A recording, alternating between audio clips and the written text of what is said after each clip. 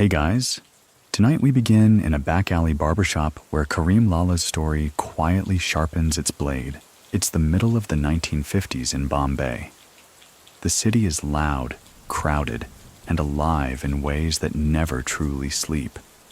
Even now, well past midnight, the distant clang of metal shutters and the uneven hum of passing taxis leak through narrow alleys like nervous whispers. But deep inside the warren of Dongri, in a slum teetering on the edge of legality and old-world memory, there's a flicker of soft light behind a cracked wooden door. That's where you'll find him, Karim, still working. Not many people ask why a barber keeps his shop open after the world has already gone to bed. Maybe they're too tired. Maybe they know better. Or maybe it's because Karim doesn't just cut hair. The walls are yellow with age, and a lazy ceiling fan swings just enough to keep mosquitoes slightly confused. His hands move slowly now, trimming the hair of a man who isn't quite a customer, more like a courier with too many things in his pockets. Karim doesn't say much. He never does.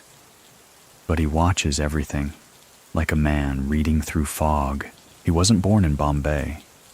Karim Khan Lala arrives sometime in the late 1930s, a teenager sent from the northwest frontier, what is now part of Afghanistan. His family is Pashtun, a tribe known more for war than for grooming.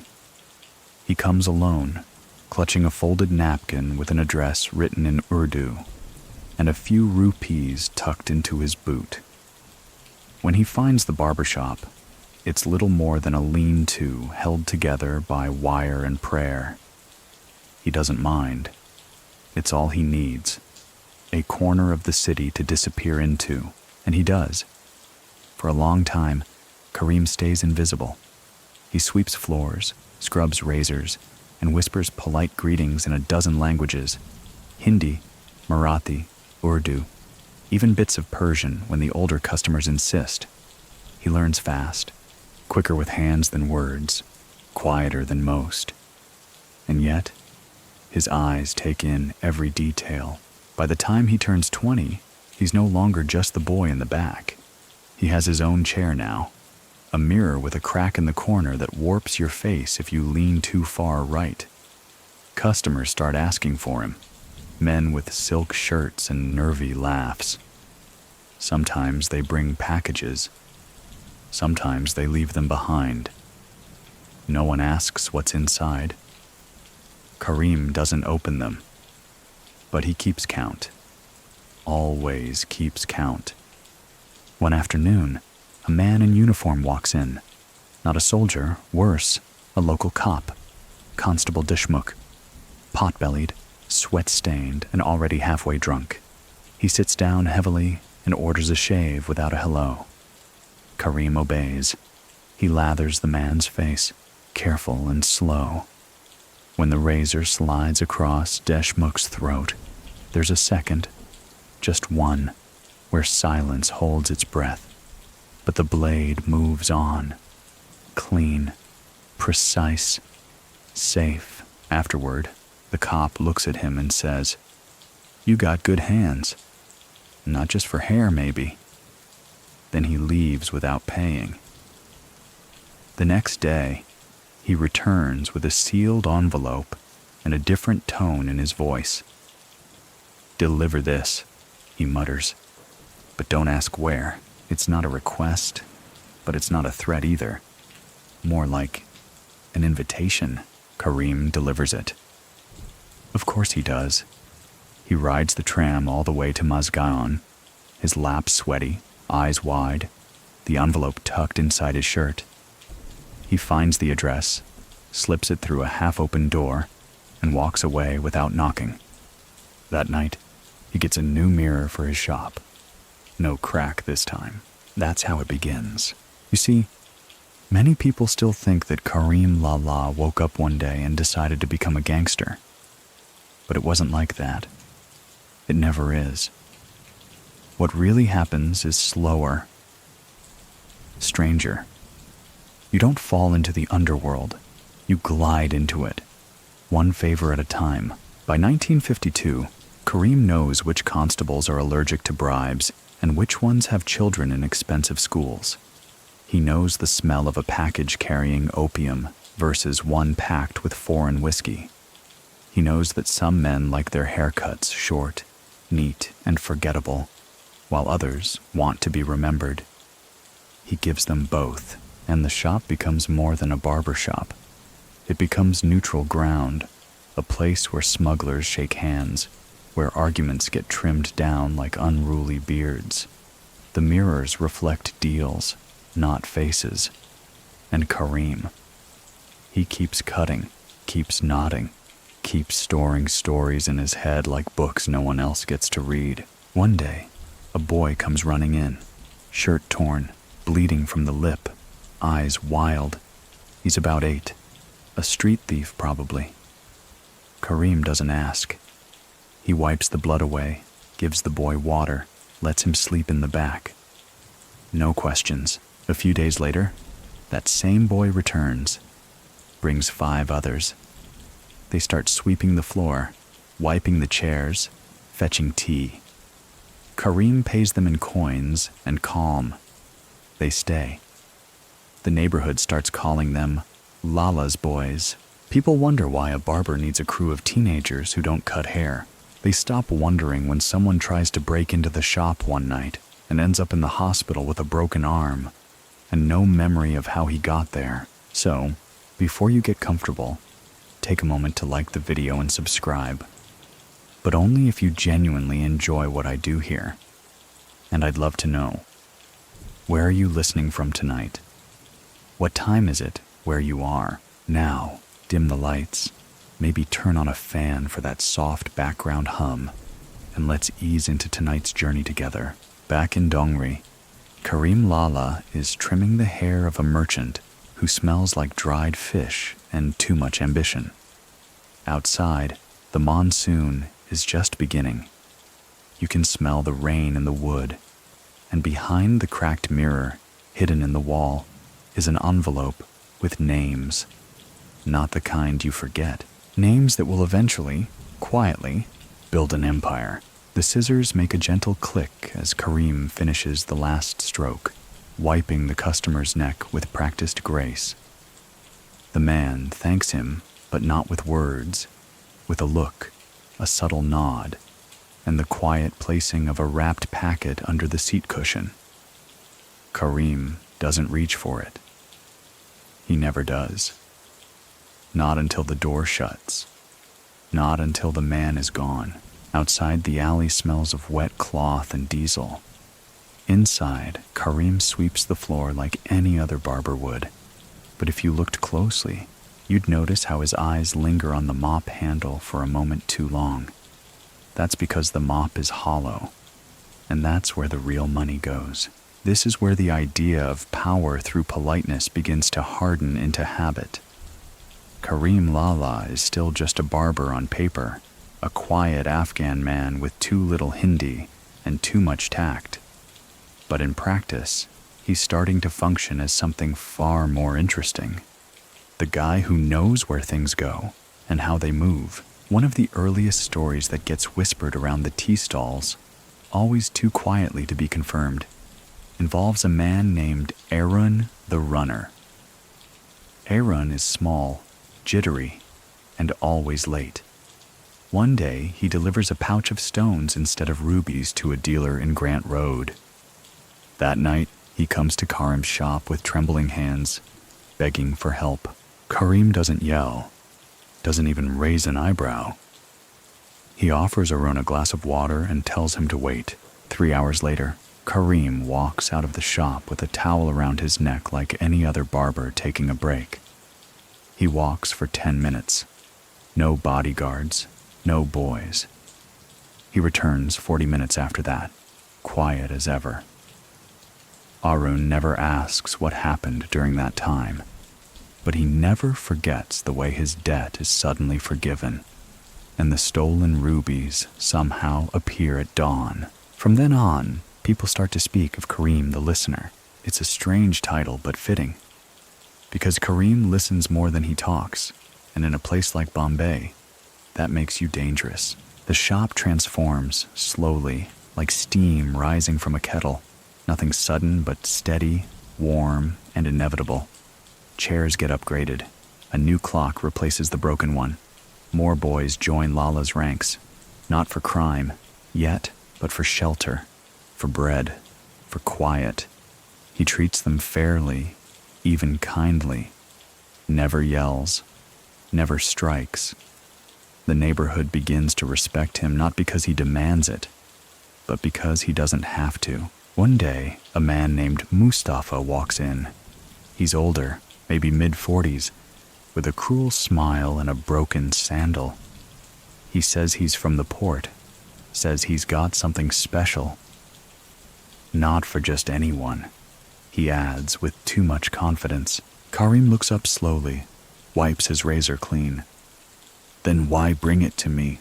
Mustafa hesitates, then shrugs.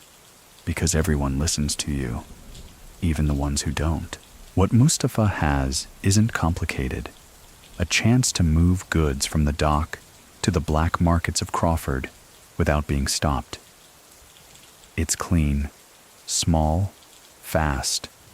Only issue is... Mustafa leans in. We need someone who the cops don't suspect. Karim doesn't smile. Then you've come to the right barber. And just like that, the second layer of his empire begins. Not with a gun, not even with a threat, but with trust. And one small favor. It starts with one crate of illegal cigarettes. Then comes whiskey. Then American shaving blades. Then gold. Always in small amounts. Always through the least suspicious route. People still believe the dock jobs in Bombay were only run by labor unions and corrupt port officials. But many forget the quiet middlemen, the ones who never lifted crates, but always knew where to place them. Karim becomes that man. By 1953, he's running a network that spans at least 6 neighborhoods. But he's still cutting hair every day, still trims sideburns, still sharpens his scissors at dusk. That's the trick. You don't look dangerous when your hands smell like shaving cream. Even the cops begin to respect him in a twisted way. They come to him, not to arrest, but to consult. Who's fighting who in Mahim? Why did that crate vanish in Dadar? What's Abdul planning in Parel? Karim never answers directly, but his hints are always useful, and the chai never runs out. There's one constable, Ravi Shalar, who visits every Friday afternoon like clockwork.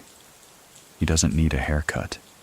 He just sits in the chair, chatting about cricket, sipping sweet tea.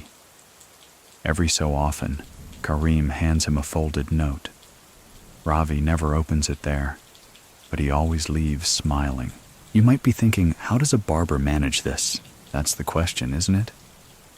Many people still think that power in Bombay came from money or muscle. But that's not quite true.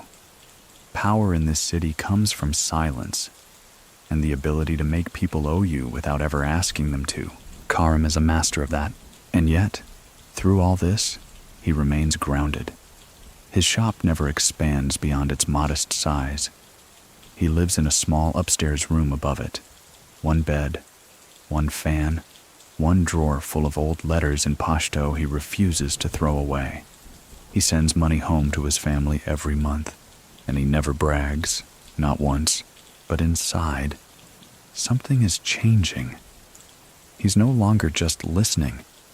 He's remembering, recording, calculating. He begins to host small, late-night gatherings in the back room, just 3 or 4 men at a time. No names spoken, no full lights. The air smells of kerosene and sweat. They talk about shipments, about quiet police stations, about who's getting greedy. These meetings don't feel like crime. They feel like planning, like architecture.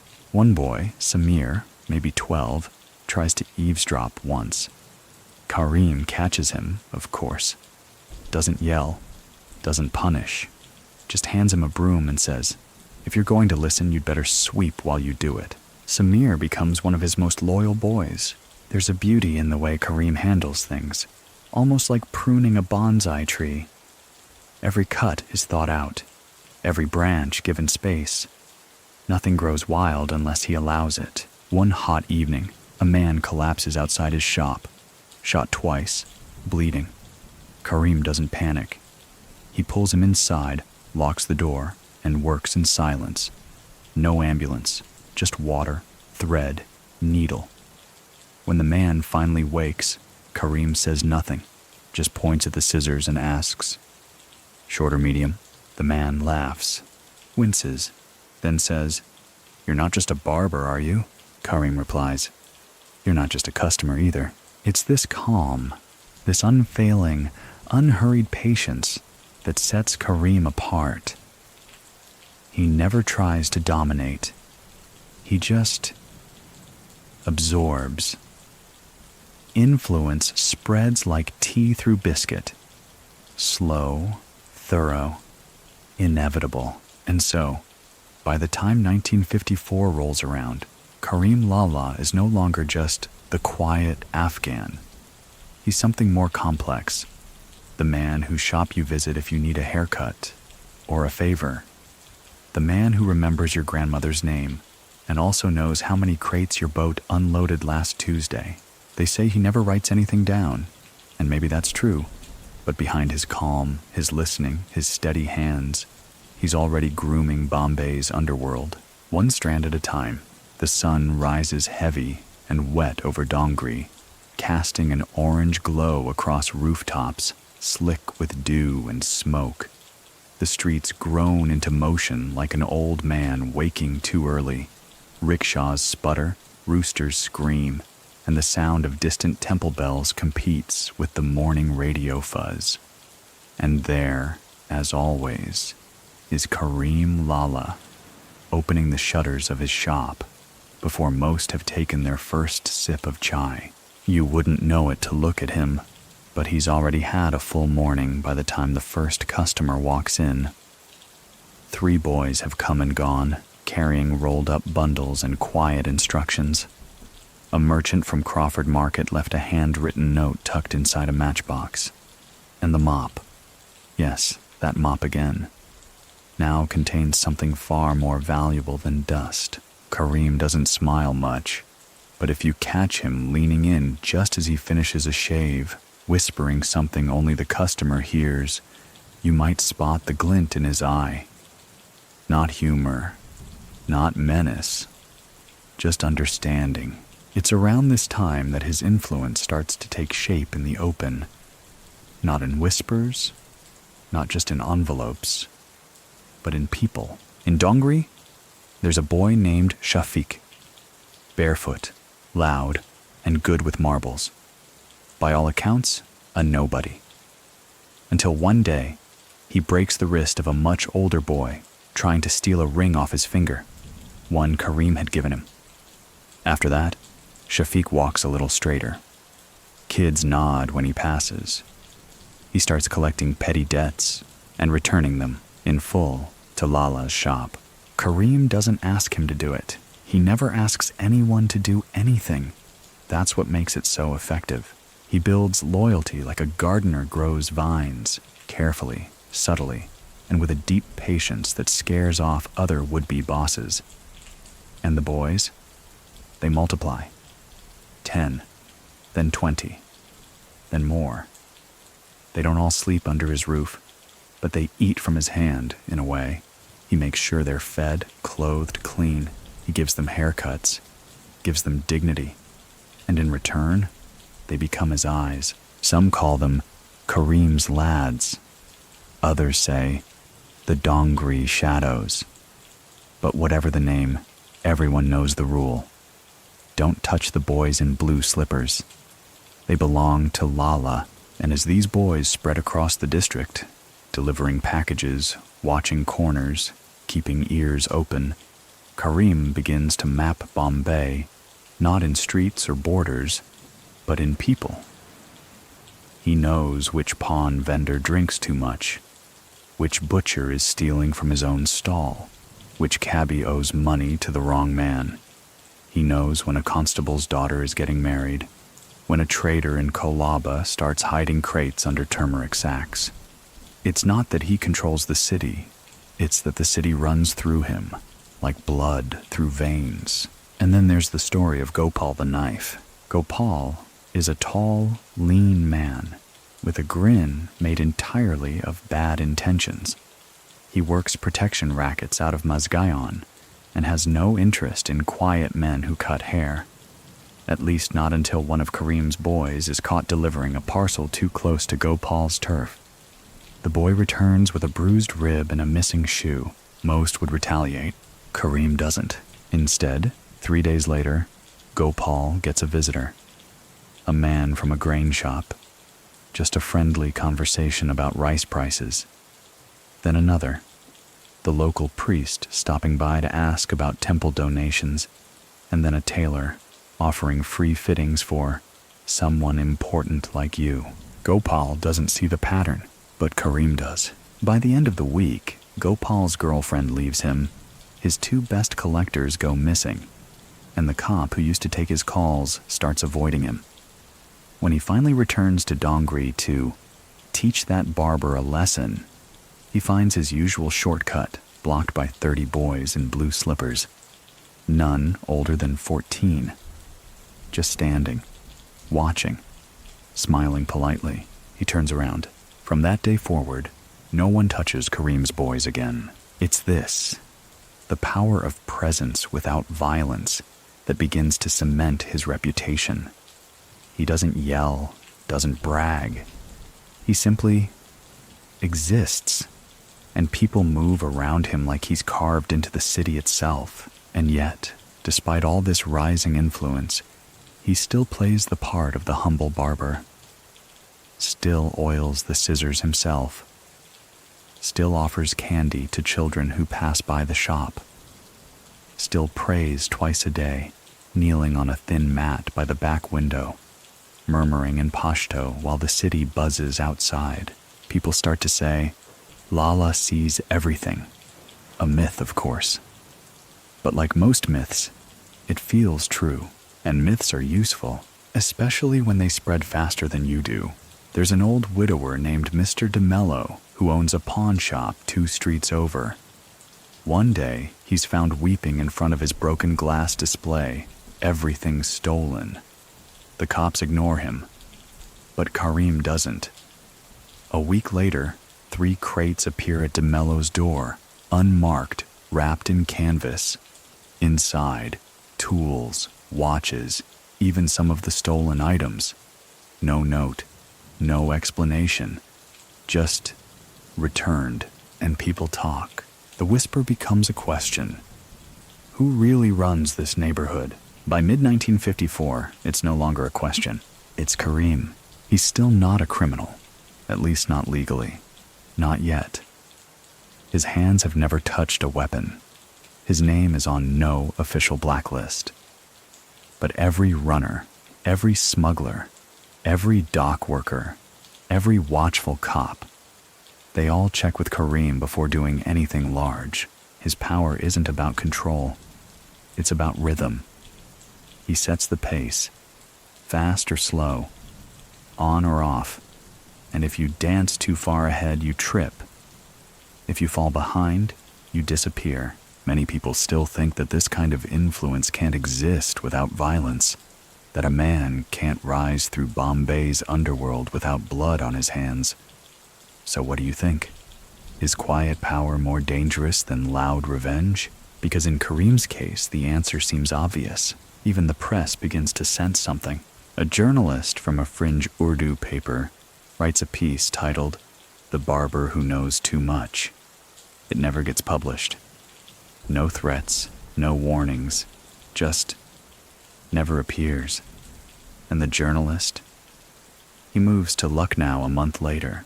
Karim's legend grows by what doesn't happen, as much as by what does.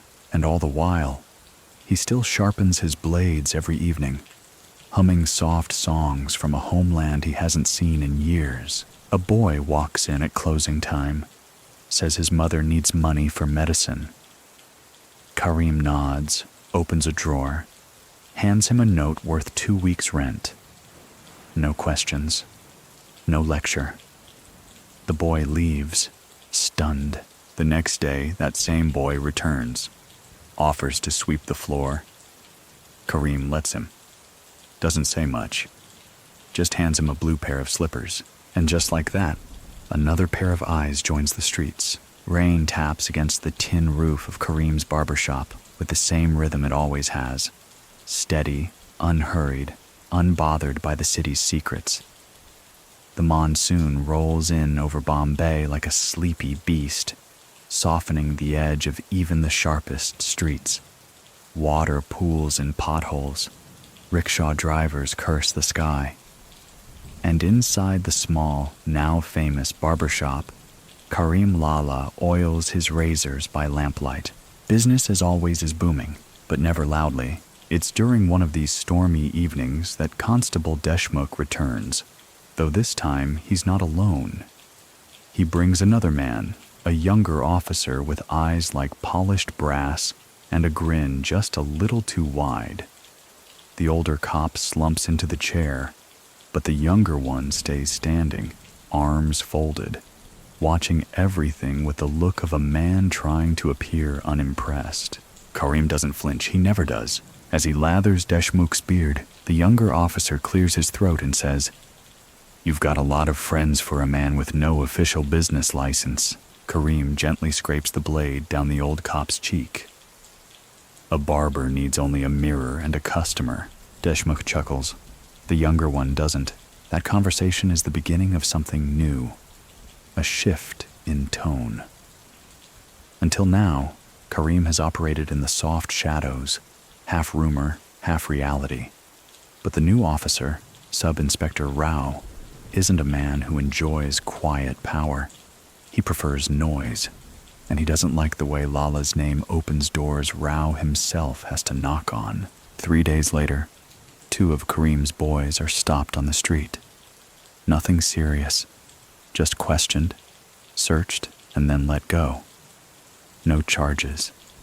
But the message is clear. "We're watching now." Karim responds the only way he knows how, with calm precision. He sends Deshmukh a razor wrapped in a silk handkerchief. It's not a threat. It's a gift.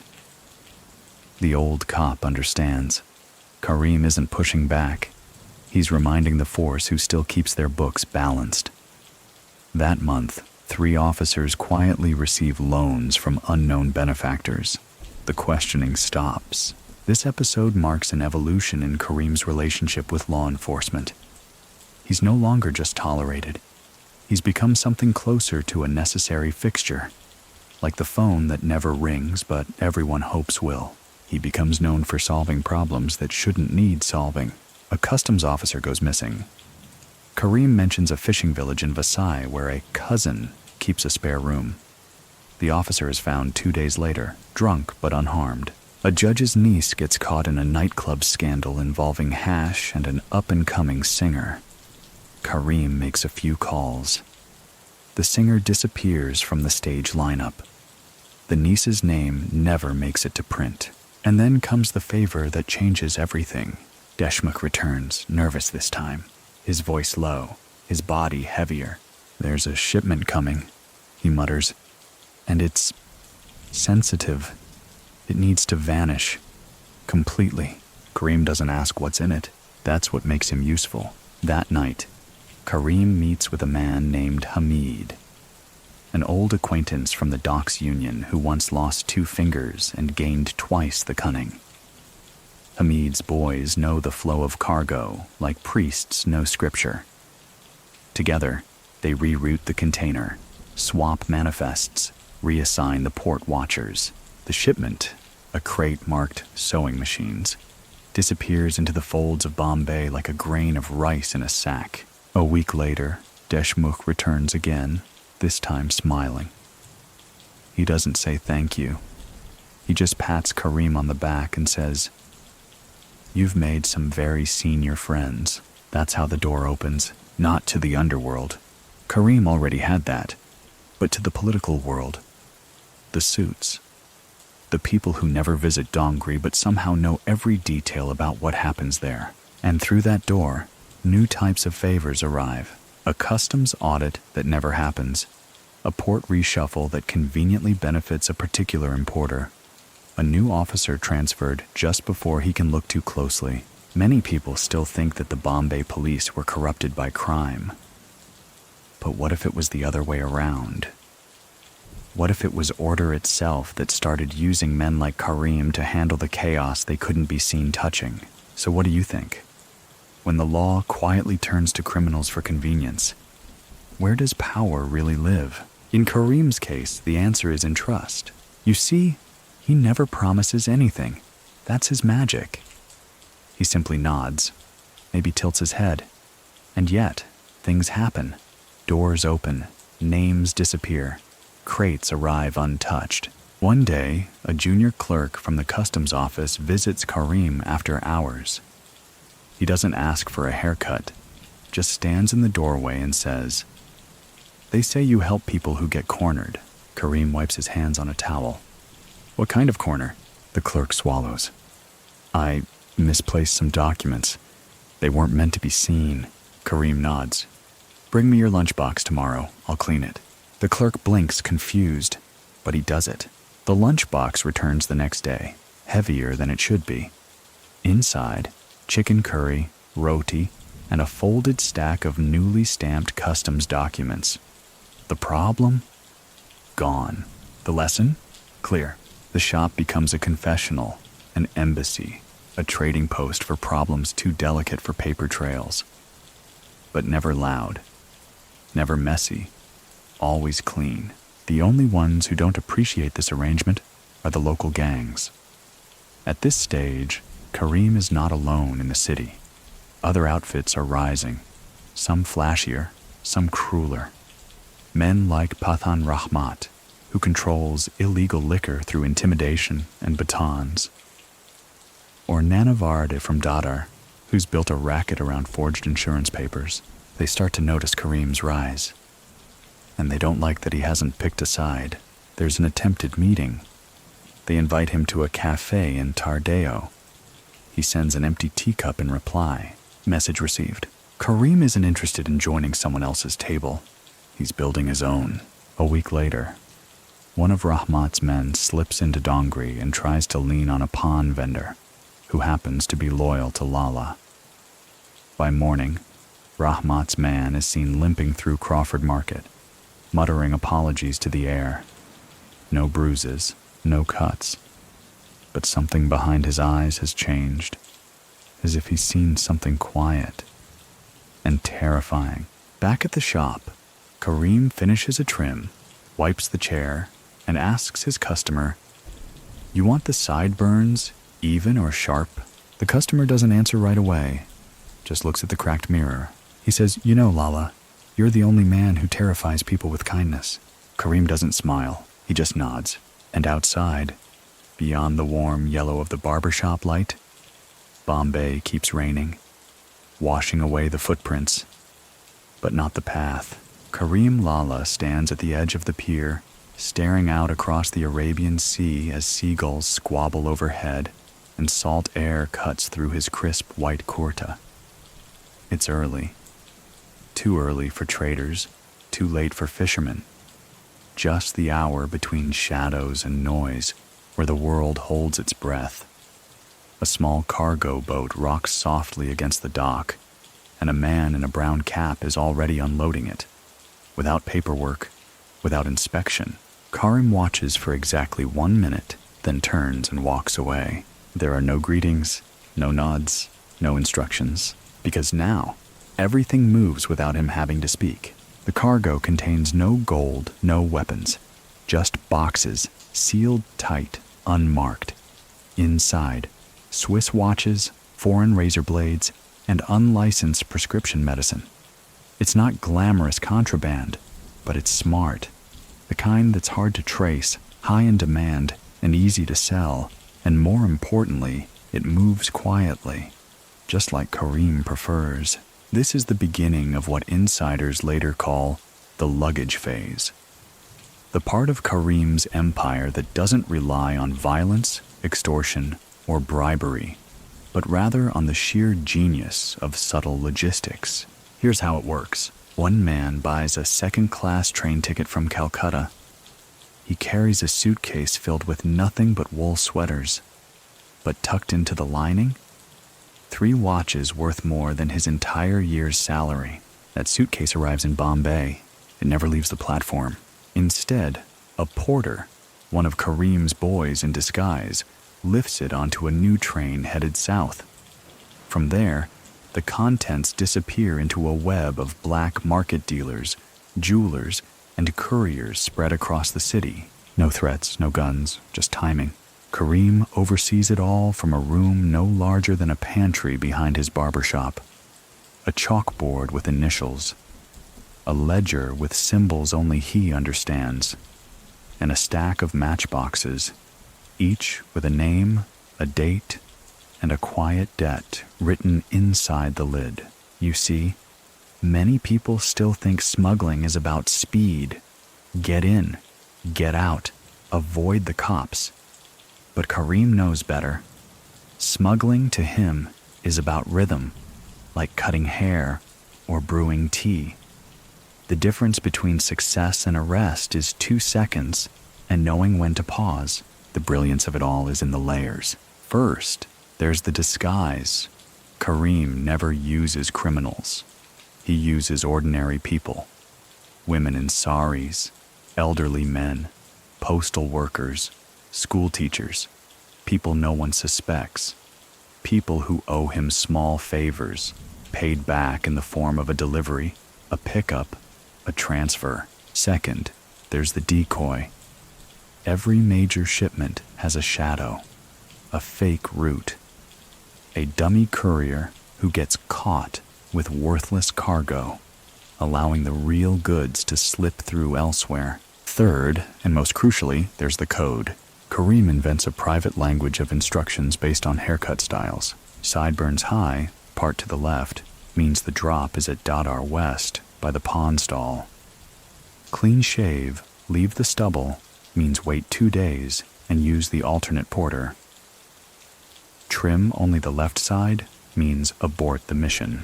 Only his boys understand the system, and they learn it not through paper or whispers, but through repetition, through habit, through sitting in his chair and being corrected wordlessly until they learn to read between the lines.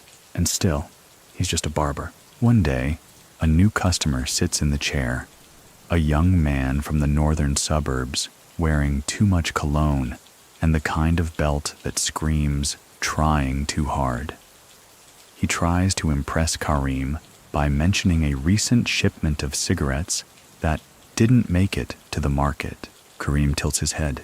"Strange," he says softly. "I didn't realize you were in the import business." The young man stammers, suddenly uncertain. Karim leans in, straightens the man's collar, and whispers, "Next time, speak only about hair, that's all." But the man never returns. You see, Karim doesn't like show-offs. He likes quiet efficiency, loyalty without ceremony, boys who ask no questions, traders who speak in metaphor, cops who accept tea and leave before the second cup. But beneath that quiet, things are expanding rapidly. At least 12 small-scale smugglers now funnel their goods through him. Some don't even know it's him. They just know the packages arrive. That customs forgets to check certain crates. That officers walk past the wrong trucks. That somehow, every time, they're lucky. Karim doesn't collect fees. He collects percentages, not in cash, but in goods. 1 out of every 20 watches. Every 5th bottle of imported rum. A ring here. A bolt of Chinese silk there. He stores them in a wardrobe with no lock, hidden in plain sight, because no one dares steal from the man who already knows your name, your address, and your sister's wedding date. And yet, amid all this expansion, he stays humble.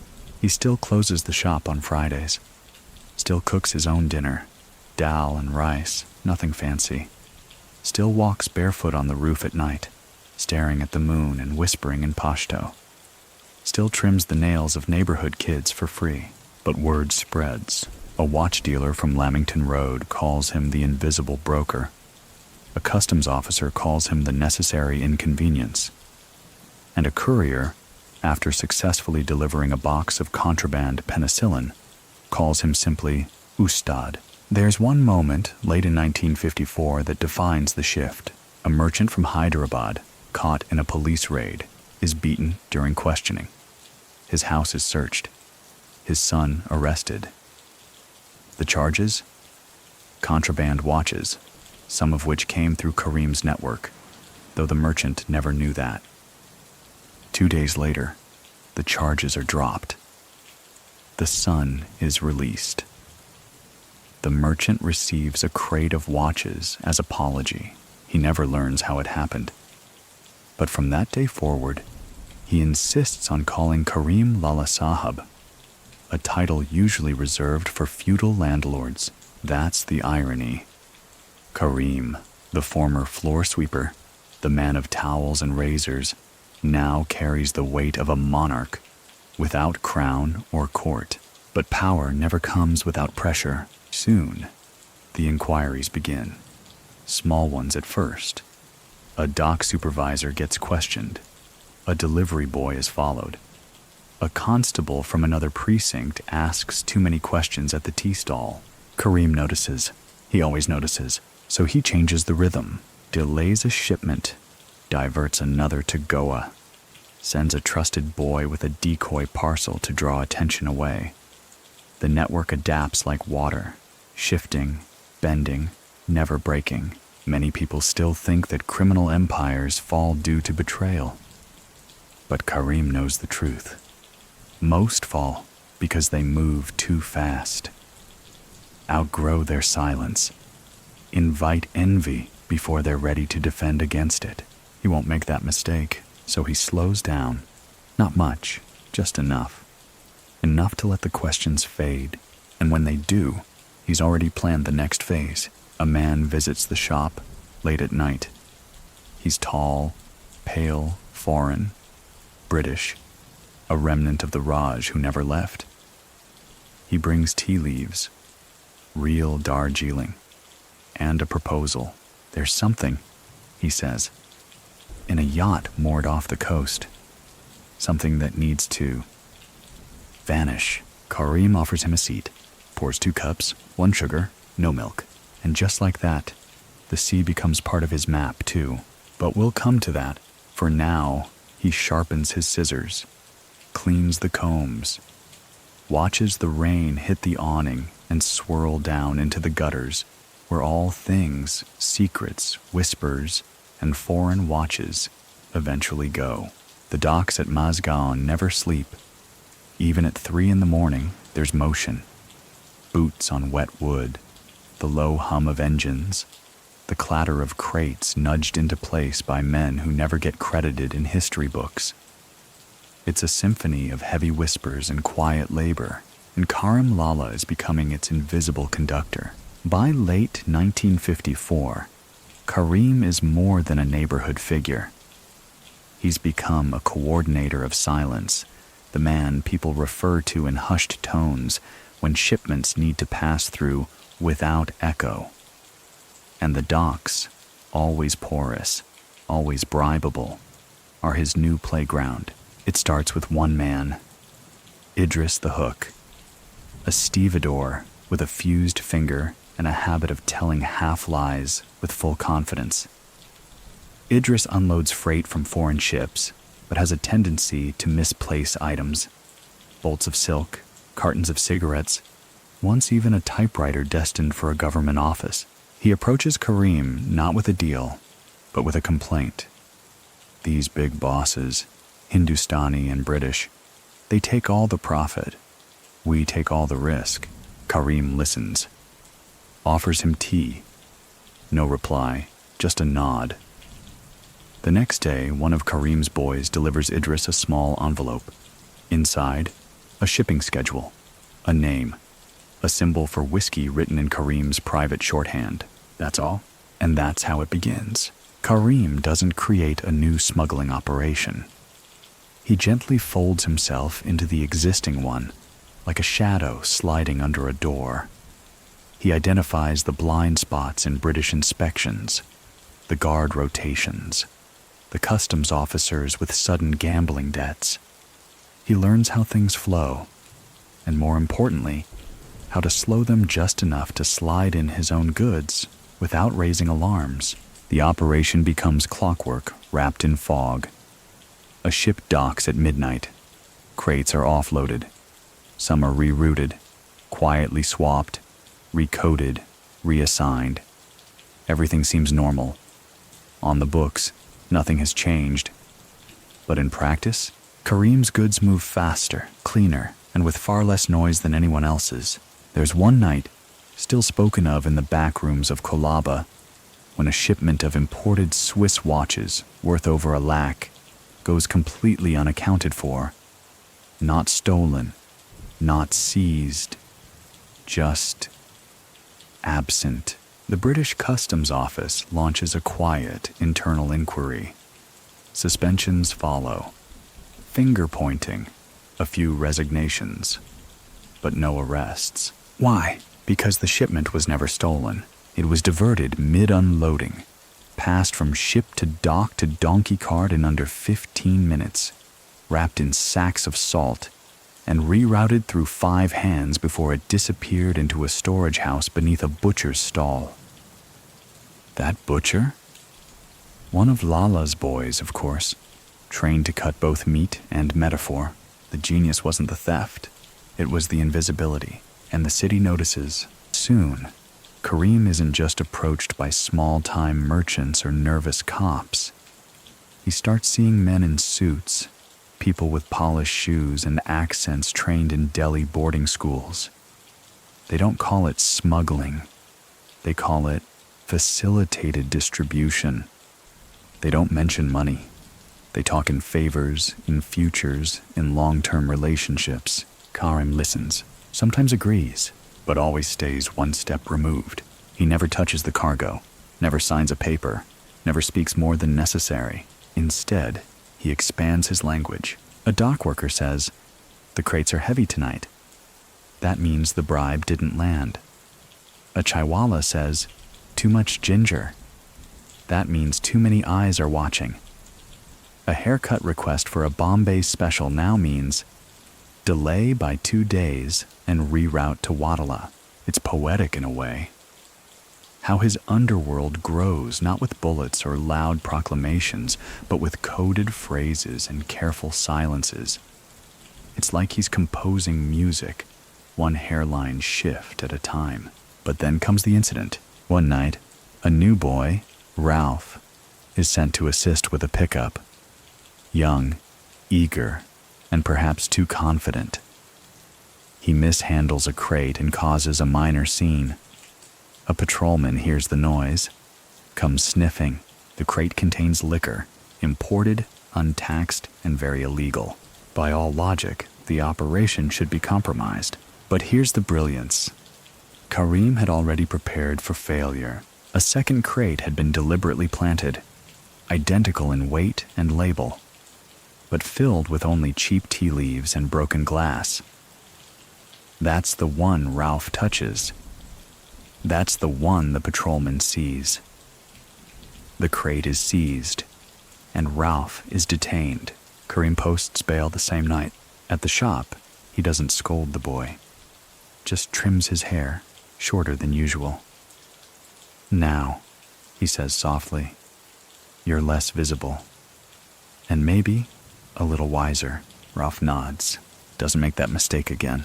You see, many people still think smuggling is about risk, daring, a dance with danger. But in Karim's world, it's about management, redundancy, predictive calm. So what do you think? Is the better criminal the one who takes the biggest risk, or the one who never has to? The expansion continues. By early 1955, Karim's web at the docks includes 5 stevedores, 2 customs typists, 1 tea seller whose cart hides radio parts, a priest who knows when inspectors skip mass, and a 3-legged dog named Bopu that signals when patrols change shifts. Yes, even the dog is on payroll.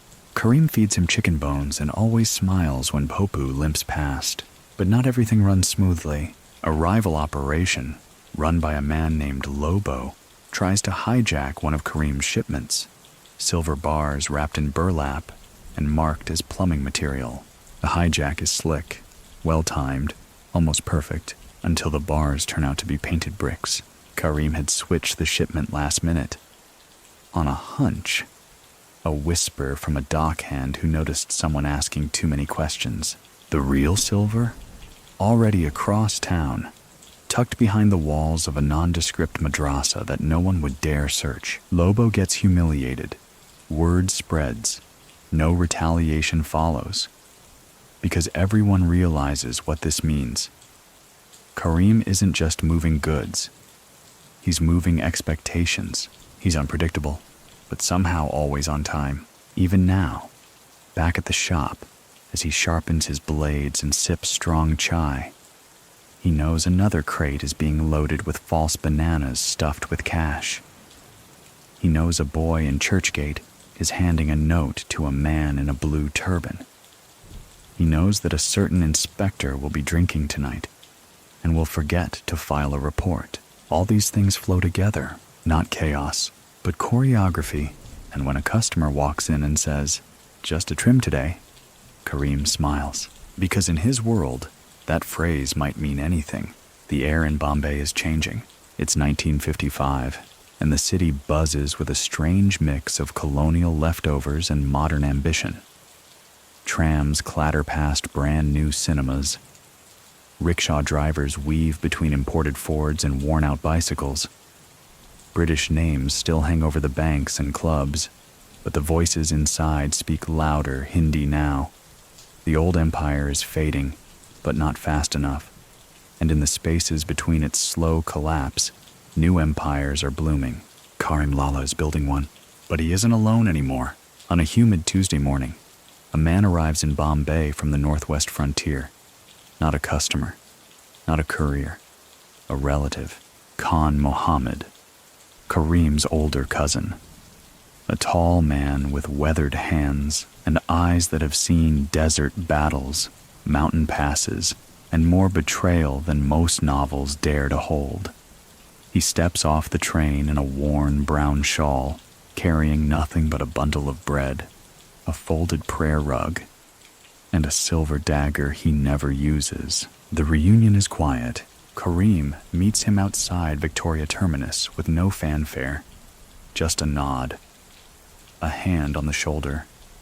No words about the years they lost. No mention of why Khan left home or how many men followed him. That's not how Pashtun men speak. Their love is folded deep into action, never broadcast. Khan stays in the small room above the barber shop for the first week. He says little, watches a lot, smiles rarely. But Karim feels the shift immediately. Something in the air, like a door unlocking somewhere in his mind that he hadn't realized was closed. The boys in blue slippers begin whispering. Of course, they don't know who Khan is, not exactly. But they know he walks like a soldier and watches like a hawk. He starts inspecting shipments, checking for flaws Karim never noticed before. He quizzes the boys on drop points. He finds a courier who's been double dealing and removes him without noise. Karim doesn't ask how. He doesn't need to. Because with Khan's arrival, the operation evolves from a network of couriers into a smuggling syndicate with structure. You see, Karim is the mind, but Khan is the spine. He brings something Karim never quite mastered. Enforcement. Not brutality, but discipline. The kind that doesn't need to yell. The kind that walks into a room and makes everyone sit straighter. And it's Khan who suggests the next step. We don't just move other people's goods, he says over a shared bowl of chickpea stew. We control the source. Karim raises an eyebrow. Gold? He asks. Khan shakes his head. Not yet. Something softer, more fragrant. And just like that, the operation shifts into something bolder. Spices. It may sound modest, but in 1955, spice smuggling is booming. The British have tightened import tariffs. Pepper, cardamom, nutmeg. These things fetch high prices abroad, especially when labeled as domestic luxury. And more importantly, spice doesn't arouse the same suspicion as silver or opium. Khan sets up connections with traders from Kochi and Mangalore. Karim arranges discreet distribution into the markets of Karachi and Dubai. The crates are marked textiles. The profits? Triple what they were before. And the best part? It smells like innocence. Spice shipments give them cover. When customs officers sniff around, they smell nothing but cinnamon and clove. The officers' mouths water. They don't suspect a thing. But of course, it doesn't stop with spice. Khan brings other ideas. One evening, over tea on the rooftop, he lays out a folded cloth and reveals a string of small opium pouches. Neatly tied, beautifully sealed. Karim doesn't react. He simply asks, "Safe?" Khan replies, "Controlled." You see, many people still think opium was always trafficked in massive caravans or ocean freighters.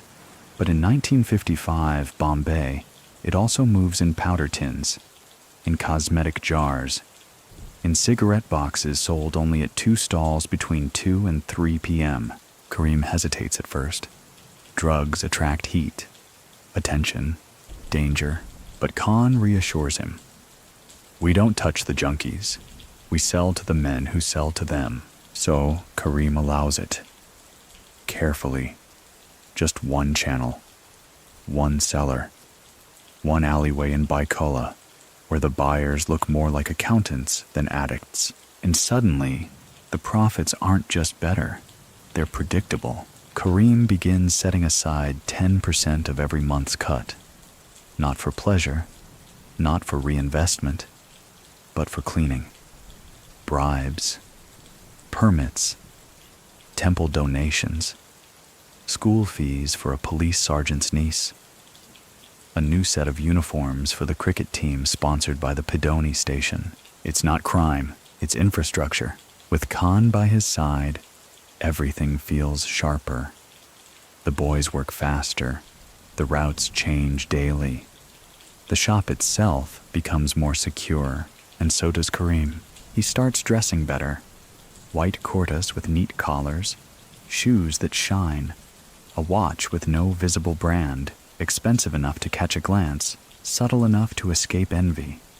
His hair, as always, is perfectly trimmed.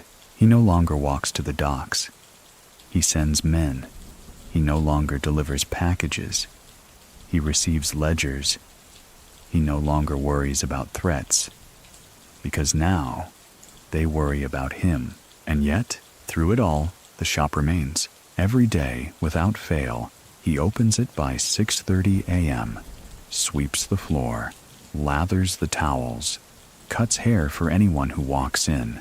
Merchant, courier, police officer, beggar. No appointments. No hierarchy. One afternoon, a boy asks, "Lala, why do you still cut hair?" Karim smiles.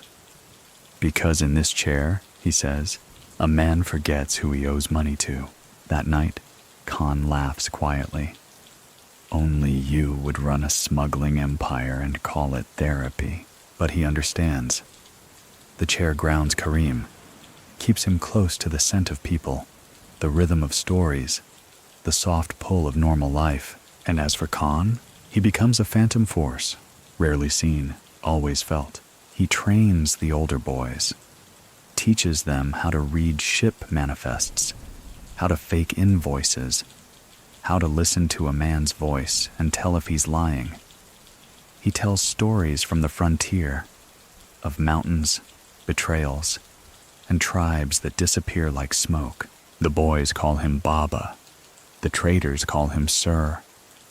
The police call him the one you shouldn't mention. Together, Karim and Khan turn the operation into something with a pulse. Not a gang, not yet, but an ecosystem. Quiet, profitable, respected. Many people still think that crime families are built on blood. That brotherhood comes from brawls, not bonds. So what do you think? Can loyalty bloom from tea, silence, and long years of quiet partnership? Because here, under a tin roof in Dongri, a barber and his cousin are proving that sometimes the sharpest empires are not built with knives, but with trimmed hairlines, folded ledgers, and unspoken trust. And outside, Bombay hums louder than ever, restless, hungry, and completely unaware that one of its most delicate empires is being built, just behind a cracked mirror and a perfectly swept floor. The summer of 1955 is cruel and thick. Bombay swelters under a blanket of humidity so dense you can taste the rust in the air. Shirt collars stick to necks, tempers run short. Rickshaw drivers argue over nothing. But inside Karim Lala's shop, everything remains cool, almost suspiciously so. The fan creaks above his chair, slow and steady, like it knows it's the only voice allowed to raise itself here. And just below it, Karim is finishing a shave on a man whose eyes won't stop twitching. He doesn't ask why, because in this city, fear is often self-inflicted. Karim wipes the man's face, offers a soft towel, and doesn't mention the thick envelope that accidentally slipped from the man's pocket.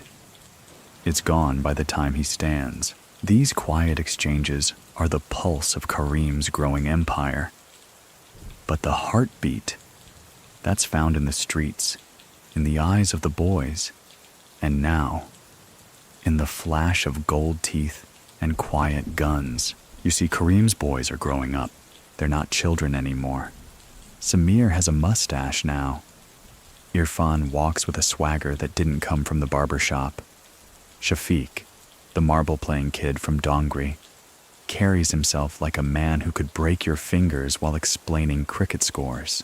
They still wear the blue slippers, but now some carry knives, not openly, never showy, but tucked behind belts, hidden in socks, wrapped in kerchiefs.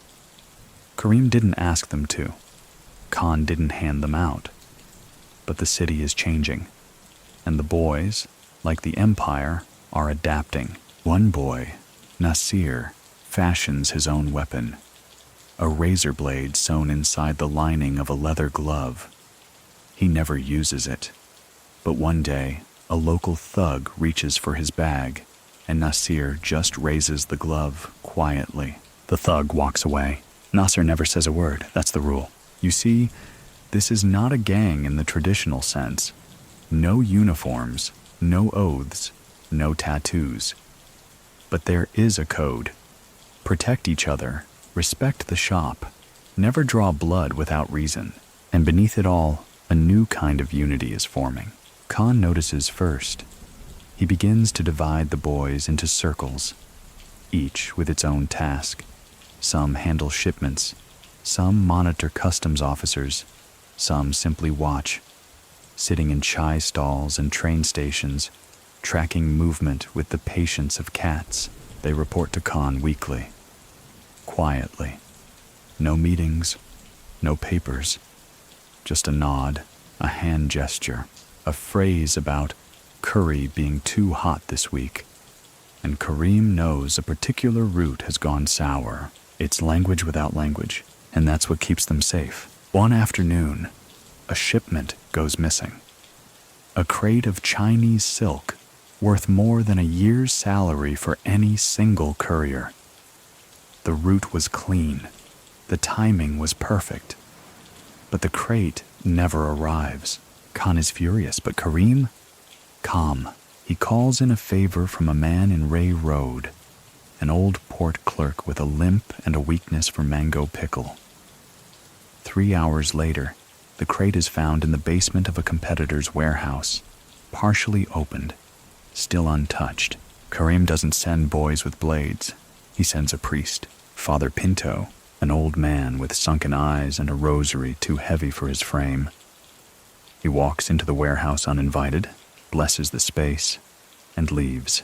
The competitor, a smuggler named Mehul, finds a chicken's foot on his doorstep the next morning.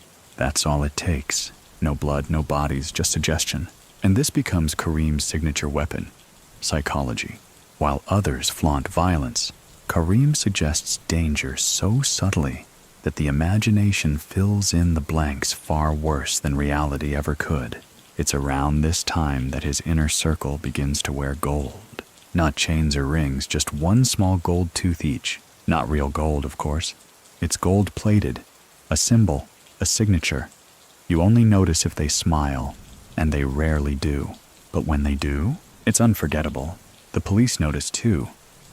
They don't say anything, but they begin to refer to the boys as the gilded ones. Still, violence is never far. And one night, it walks right into the shop. A man bursts in, drunk, loud, armed with a blade meant for fish markets. He accuses Karim of stealing a shipment, accuses him of betrayal, spits on the floor. Karim doesn't flinch. Instead, he points to a chair. "Sit," he says. "I'll trim your rage." The man pauses, confused, and before he can react, Khan appears behind him. No words, just presence. The man sits. He leaves with a perfect shave, a tighter beard line, and a new understanding of how mercy feels like punishment when delivered calmly. Later that night, Khan mutters, "We'll need more than razors soon." Karim replies, "Only if the city forgets how to talk." But the truth is, Karim is already preparing. He has begun training a few boys in hand-to-hand combat. Not flashy techniques, just enough to disarm, subdue, survive. He's also started investing, not in gold, not in guns, in people. He pays for one boy's school fees under a false name, sponsors a mechanics shop on the edge of Dongri. Its back room becomes a storage unit. He loans money to a widowed seamstress in Perel. Her laundry basket now carries more than just clothes. These small investments return tenfold, not just in profit, but in loyalty. Loyalty, you see, is the real currency. And Karim is quietly becoming the wealthiest man in Bombay. In favors, in trust, in secrets. He still cuts hair. He still listens. But now, his hands tremble slightly when idle. Not with fear, but with the weight of knowing that at any given moment, half the city is turning because he allows it to. Many people still think that power is loud, that it arrives with drums and declarations. So what do you think? Can power whisper? Can it glide through alleyways in blue slippers and leave gold glints where it passes? Because if it can, then that's exactly what's happening here. As monsoon clouds roll back and Bombay's air sharpens with the hint of autumn, a boy walks into Karim's shop with a small package. He doesn't speak, just bows, places it on the counter. Inside, a gun, wrapped in silk, untouched, loaded. Karim doesn't touch it. He just stares at it for a long time, then covers it again with the same cloth and hands it to Khan. "Lock it away," he says, "and let's hope we never need it." But the city is changing, and sometimes silence must be armed, even if it prays never to fire. The morning haze settles over Dongri like a second skin. Narrow streets carry the scent of fried samosas, wet brick, and something older, sweat and story. By now, every chai stall vendor, meat seller, and washerman knows the same unspoken truth. Karim Lala's shop isn't just a barber shop anymore. But even still, the razor sharpens at 6:15 a.m. Karim's chair is always the first to turn. He doesn't talk much, but when he does, his words hold weight like bricks wrapped in silk. This morning, however, his voice is silent. His hands move on their own. Ritual, rhythm, repetition. Because today, someone has broken the code. It begins with a whisper. A boy named Bilal, one of the newer ones, comes running into the shop just before dawn. His face is pale, eyes unfocused. He mumbles something about a missing crate, about a thief, about a name no one had heard in years. Ravindra. Now that's a name that makes even Khan's stoic jaw tighten. Ravindra was once one of theirs. A boy with quick feet and quicker lies. He'd vanished 2 years ago after being caught skimming off spice shipments. Just a little at first. When confronted, he didn't beg. He didn't explain. He just disappeared. Karim had let it go. Let ghosts haunt themselves, he'd said. But ghosts have a habit of picking up knives.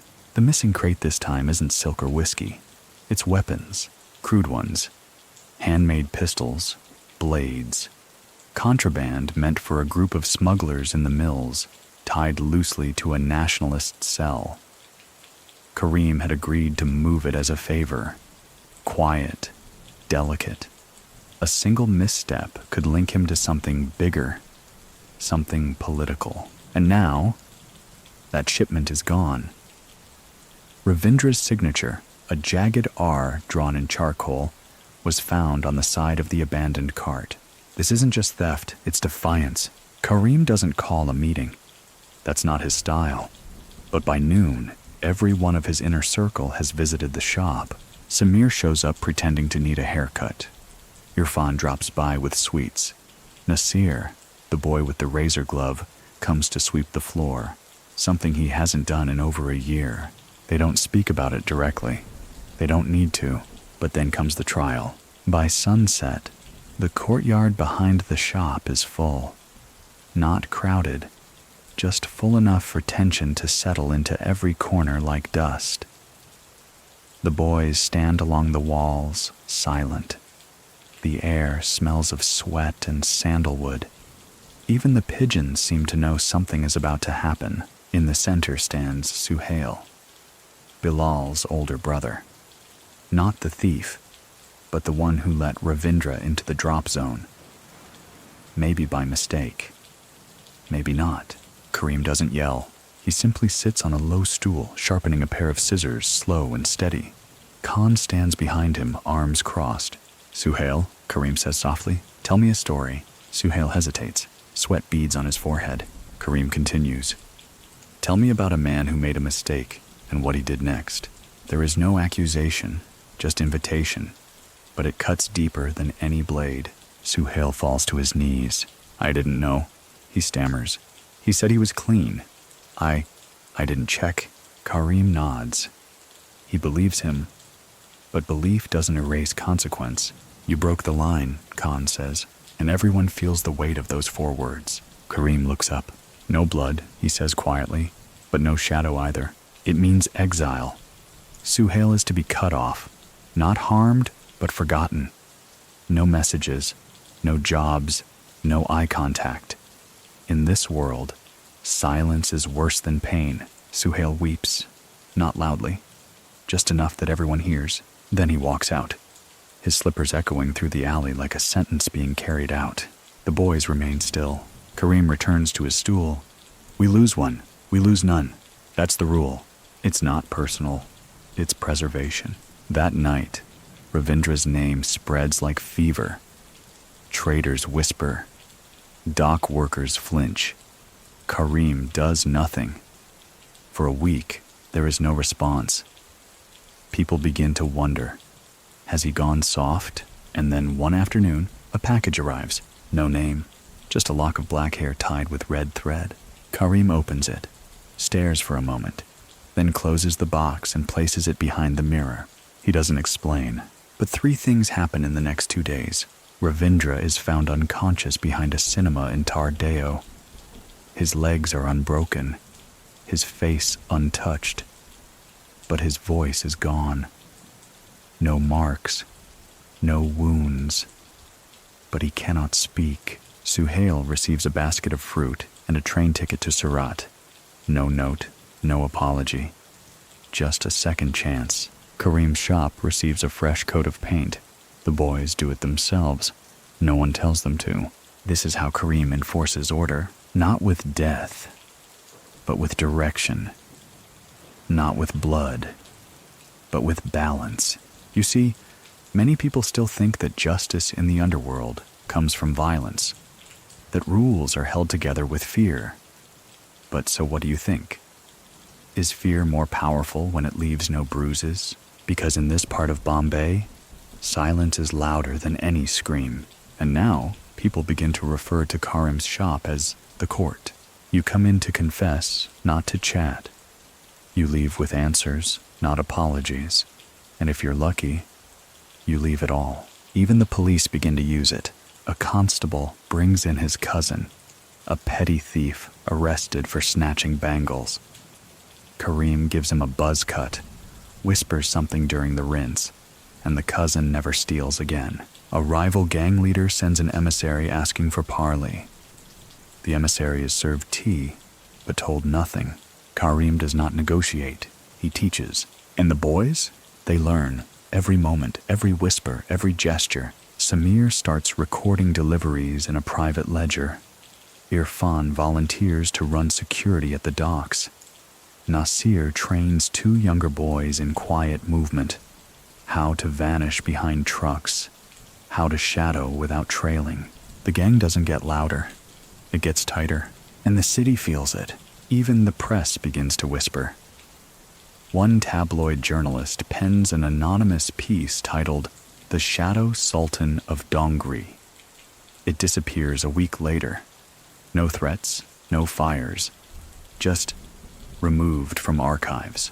Karim's name never appears, but the myth does. It walks beside him now, every time he steps into the street. Shopkeepers stand straighter. Mothers nod respectfully. Children stop fighting when he passes. Not because they fear him, but because he represents calm in a city that never stops shouting. And when one of his boys asks, "Lala, are we the law now?" Karim replies, "No, we are the reason it doesn't collapse."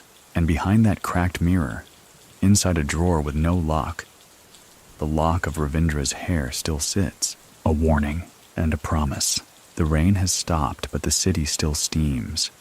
Bombay, in late October, wears a dampness that clings to your shirt, creeps into your shoes, and makes even the calmest soul irritable. But not Karim Lala. He thrives in this in-between weather, the kind that softens sounds and keeps people on edge. This is when he's most effective, and today, he's expecting a visitor. The chair is cleaned twice. The mirror polished until it's more silver than glass. A fresh towel, warm and scented with eucalyptus, is folded neatly over the armrest. Karim sits down to wait, sipping chai that's gone cold. At 2:15 p.m., the door creaks open, and in walks Anil Dev, Bombay's rising star of the silver screen. Yes, that Anil Dev, the man with the jawline of a Roman statue, the eyes of a tragic hero, and the gossip trail of a Greek tragedy. Half of India's women dream of him. The other half swear they've met him. But today, Anil is not here for charm or chatter. He walks in with sunglasses too big for the room, removes them with trembling fingers, and doesn't speak until the curtain is drawn. Karim says nothing, just gestures to the chair. Anil sits, sighs, and whispers, "Lala, I need this to go away." The "this" he's referring to isn't a pimple or a scandalous mustache. It's a tape, a reel, a roll of film that should never have existed, and now sits in the hands of a man with too many debts and too little shame. A producer named Sharma, who's already begun hinting at its value. The tape shows Anil not acting, but pleading, with a foreign woman in a private apartment under the kind of lighting that ruins careers. Karim doesn't ask what's on the reel. He doesn't care. "What's the man's weakness?" he asks softly. "Money," Anil replies, "and women." Karim nods. Then he's already lost. What happens next unfolds like a short film, unscripted but perfectly timed. One of Karim's spice runners, A clever girl named Meena approaches Sharma that evening, pretends to be a starlet, pretends to need advice. He invites her into his office, where his guard is down and his ego is full. While Sharma boasts about his explosive leverage, Meena casually drops a silk scarf near the desk drawer. The scarf contains a fine powder, nearly invisible, enough to make Sharma cough, stumble, and blink, just long enough for her to retrieve the reel and swap it with an identical canister, one containing nothing but a grainy instructional film about Portuguese dentistry. 2 days later, Sharma tries to sell the reel to a tabloid reporter. They print a single still frame, a man in a dentist's chair with gauze in his mouth. Sharma disappears from public life shortly after. Some say he moved to Goa. Others say he joined a monastery. Nobody knows for sure. But Anil Dev, he survives. The scandal dies before it lives. His next film becomes a hit. And within the month, he sends Karim a thank you gift wrapped in velvet. A silver comb engraved with Lala's initials. Karim places it in the drawer with the lock of Ravindra's hair. You see, many people still think the underworld has nothing to do with Bollywood. But Bombay's film industry and its criminal networks have always danced close. Mirror images, each shaping how the other is perceived. And Karim? He doesn't chase stars, but he knows when to catch one falling. Word spreads, quietly. The sort of story no newspaper prints, but every assistant director whispers on film sets. If you're in trouble, go get a trim. More actors start visiting the shop. Some come just for haircuts. Others bring problems. A producer needs a rival's script delayed. A cinematographer owes money to someone impatient. A costume designer needs 20 bolts of banned French velvet. Karim becomes the fixer, not just for criminals, but for glamour itself. But he never boasts, never poses for photos, never steps onto a film set. He simply cuts hair, hands out tea, and adds another thread to his growing web. This new connection with Bollywood offers more than status. It offers access. Movie stars move freely. Their trunks aren't searched. Their couriers walk through customs as assistants. Their foreign contacts bring in lenses, lighting gear, and sometimes smuggled electronics or diamonds sewn into garment linings. Karim sees the opportunity. He sets up a new branch in Andheri, close to the studios. Not a barbershop. This one's a tailor's stall. Officially, it specializes in costumes. Unofficially, it's a sorting point for foreign imports. Radios, camera parts, rare fabrics. The tailor's name is Rahim. Old, quiet, with the kind of hands that stitch and sort equally well. He's a loyal man. Once sewed for the Nawabs. Now works for the barber from Dongri. And from that shop, new favors begin to bloom. One of the first involves a scandal with a politician's son, caught in a compromising position with a studio dancer. Karim arranges for the negatives to vanish and the studio to receive a generous donation the following week. No blackmail, no threats, just clean resolutions. And in return, Karim gains immunity. Not legal immunity, but the kind that matters more. Unspoken agreement. The cops who patrol the film district stop asking questions. The customs officers at the airport start recognizing certain faces, certain names, and suddenly forget to inspect certain trunks. Khan watches it all unfold, arms folded, quiet as ever. One night on the roof, he asks, "You trust these people?" Karim sips his tea. "No, but I trust their fear. And that's what it is, at the root of everything. Debt. Not financial, but emotional, psychological, moral." Karim collects it like a banker, quietly, with no ledgers, just memories. There's a director whose film got censored. Karim had a word with someone. The cut was reversed. There's an actress blackmailed over letters she didn't write. Karim bought the originals and burned them while she watched. There's a music composer addicted to gambling. Karim helped him out of debt, but warned only once. They all remember, and when he needs something moved, or delivered, or discreetly edited, they oblige. You see, many people still think black markets are full of threats and bullets. But in Bombay, the most effective markets are run by reputations, not revolvers. So what do you think? Can an empire be built on grooming and goodwill without ever once raising a voice? Because Karim Lala's empire is, and it's spreading into the hearts of those who live under camera lights but sleep with shadows.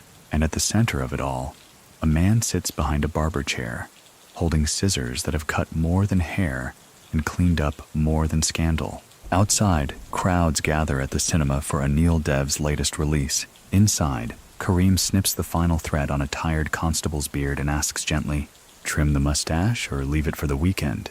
Karim Lala runs his fingers along a rolled bolt of cloth, navy blue silk, smooth like oil, smuggled in from Hong Kong inside a crate labeled religious items.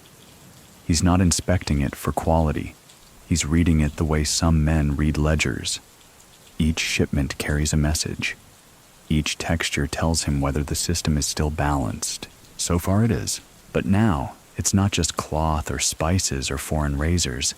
Something heavier is beginning to move through his networks.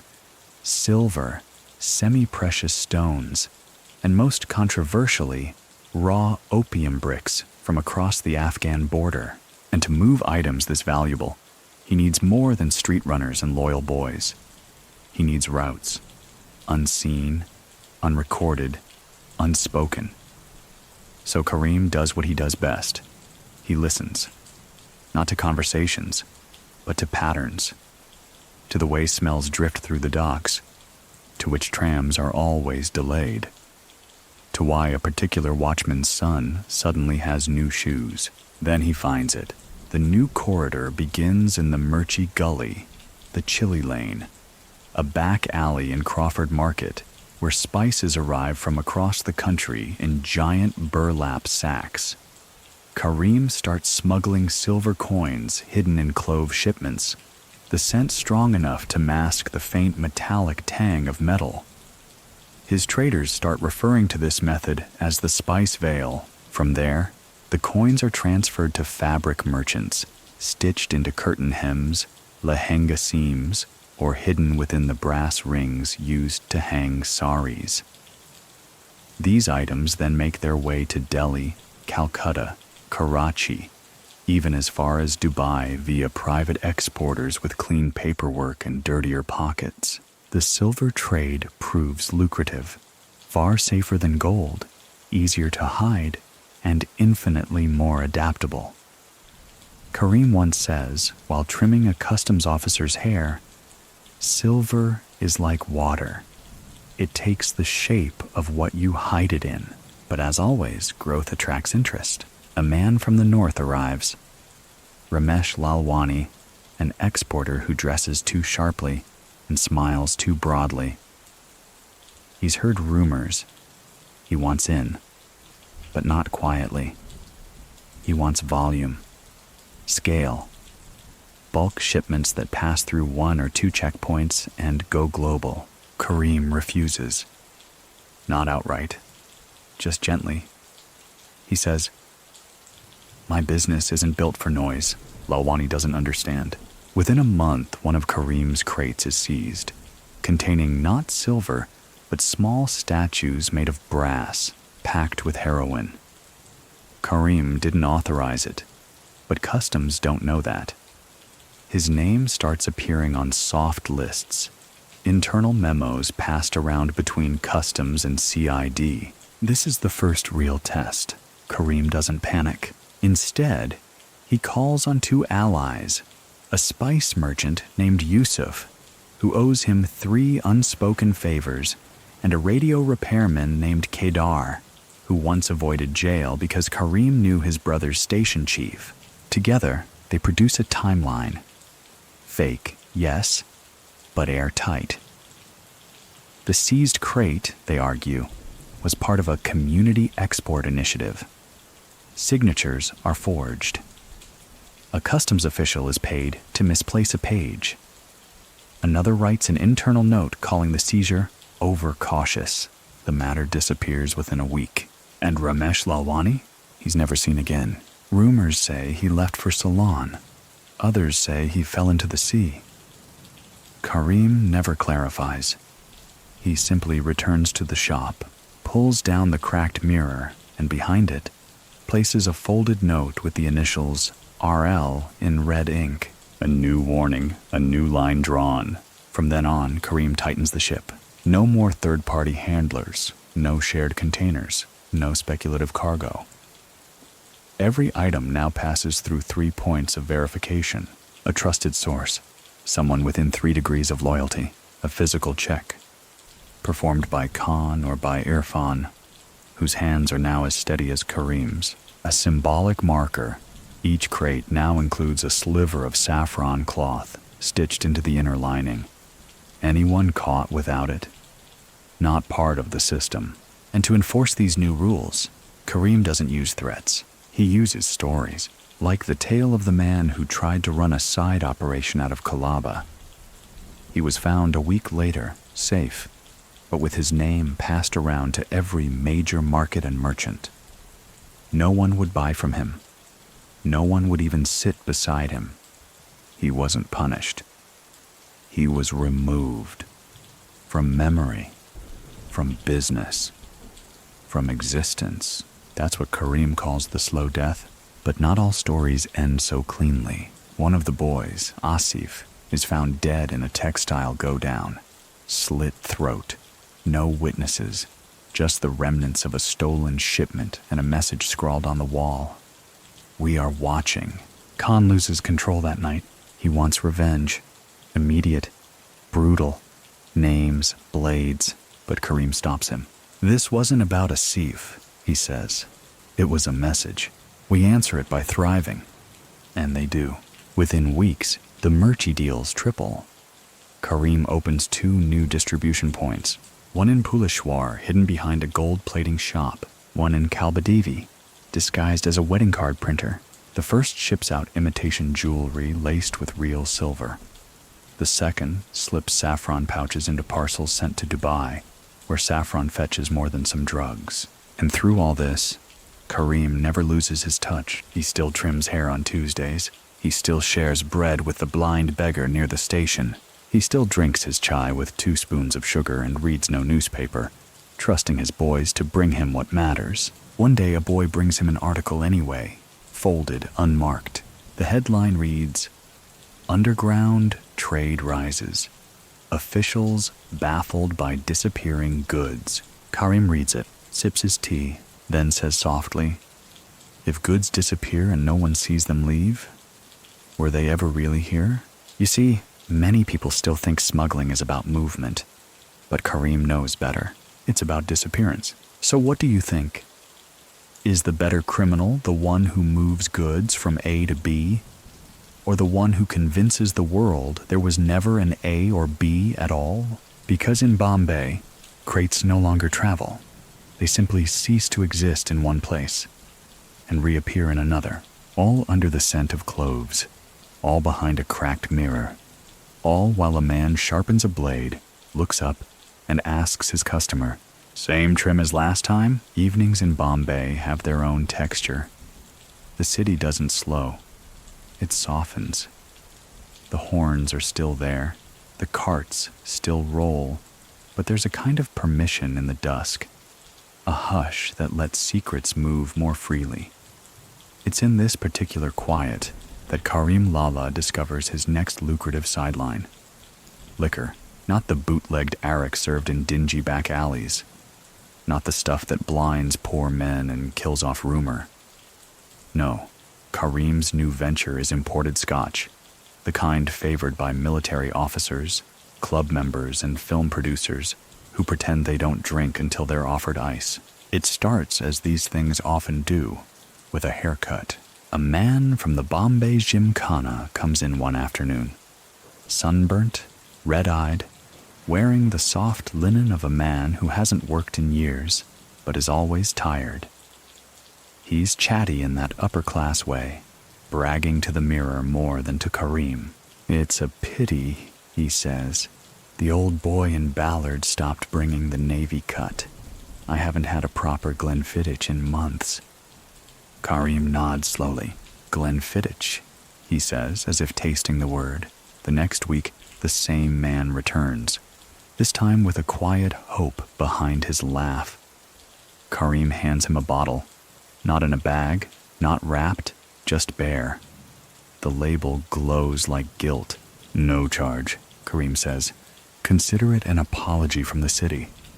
The man says nothing, just places a thick envelope beneath the towel rack, nods once, and leaves. And that's how it begins.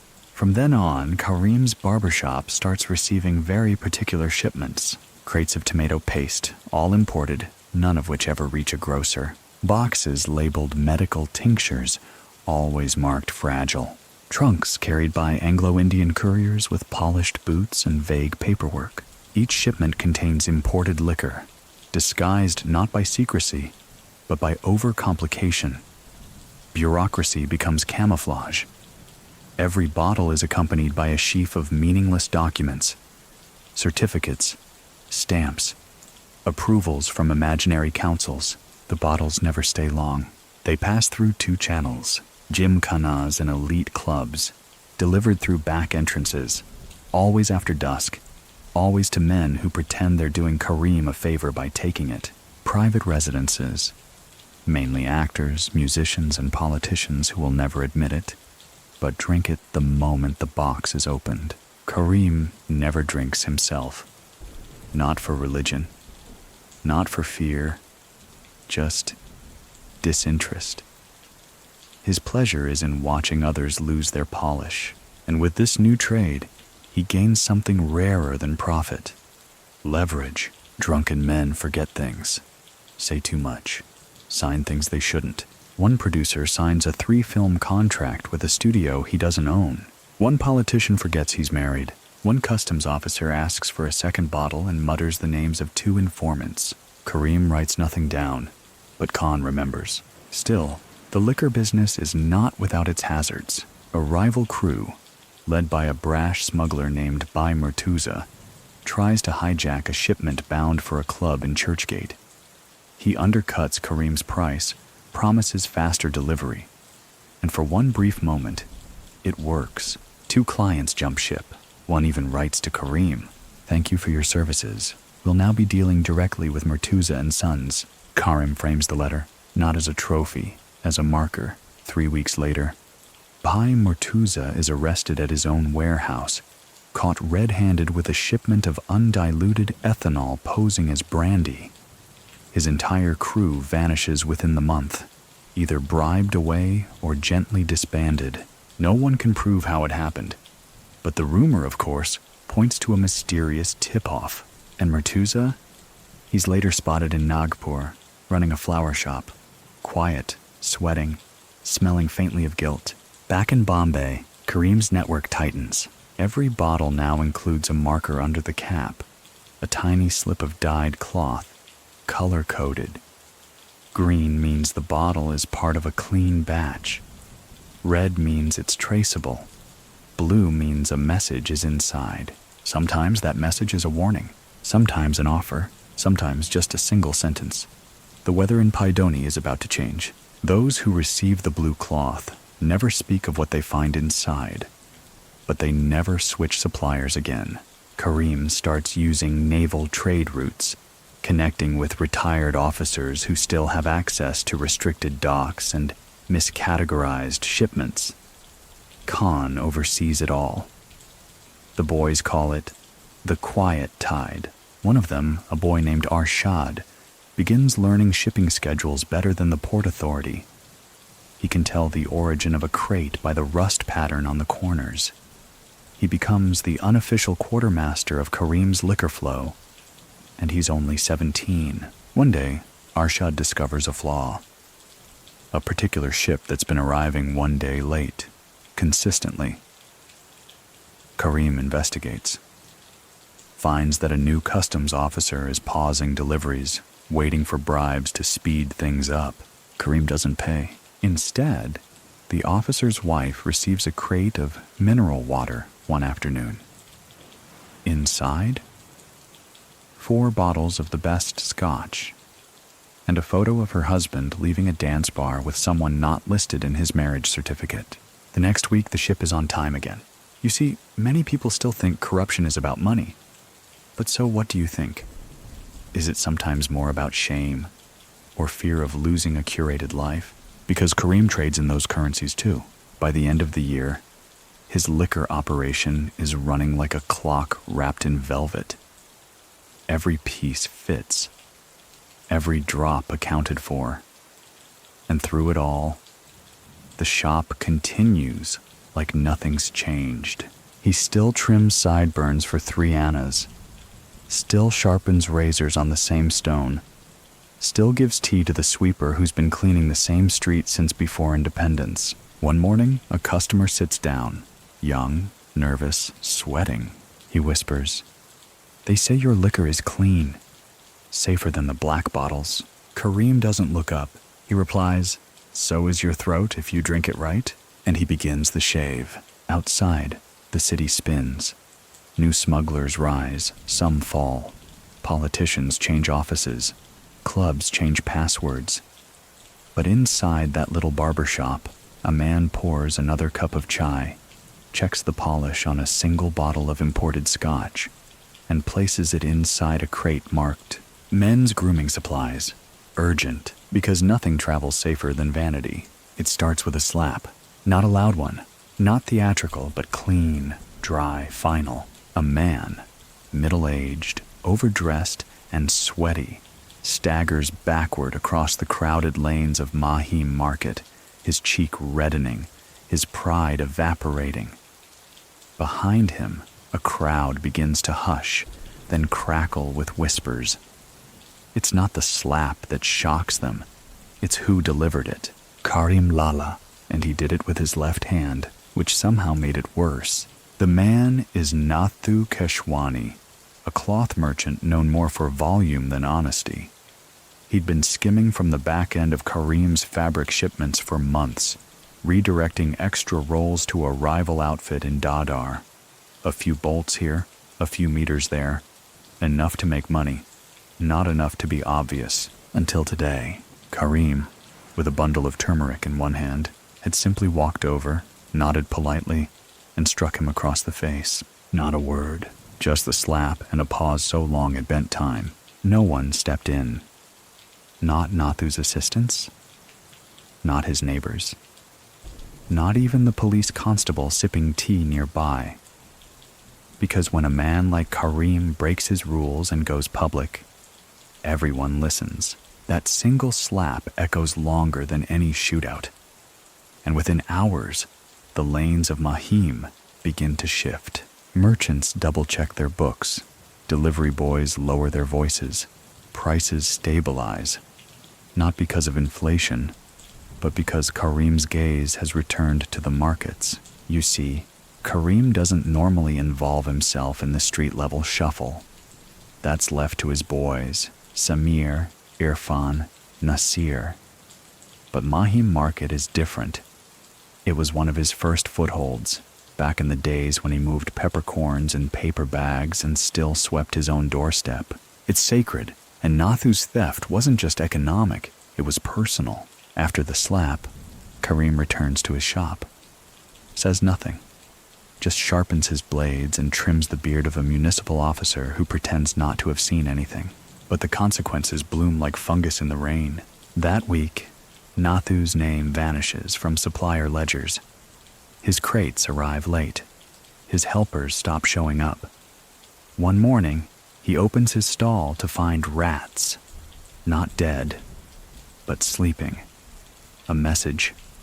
Not a curse. By the end of the month, he's out of business. In Mahim Market, it gets quieter. Karim begins sending his boys again. Not to intimidate, but to observe. Every fourth stall gets a visit. Not all return with reports. Some simply leave behind compliments. Nice cardamom today. That's Karim's way of saying, you're in line. Stay there. The slap becomes legend, not because it was violent, but because Karim did it himself. He hadn't raised a hand in nearly a decade, and that raises a question across Bombay. What else might he be willing to do now? Khan reads the mood carefully. "You're becoming public," he warns. Karim replies, "Only when the shadows forget how to behave." But he knows Khan is right. Something is shifting.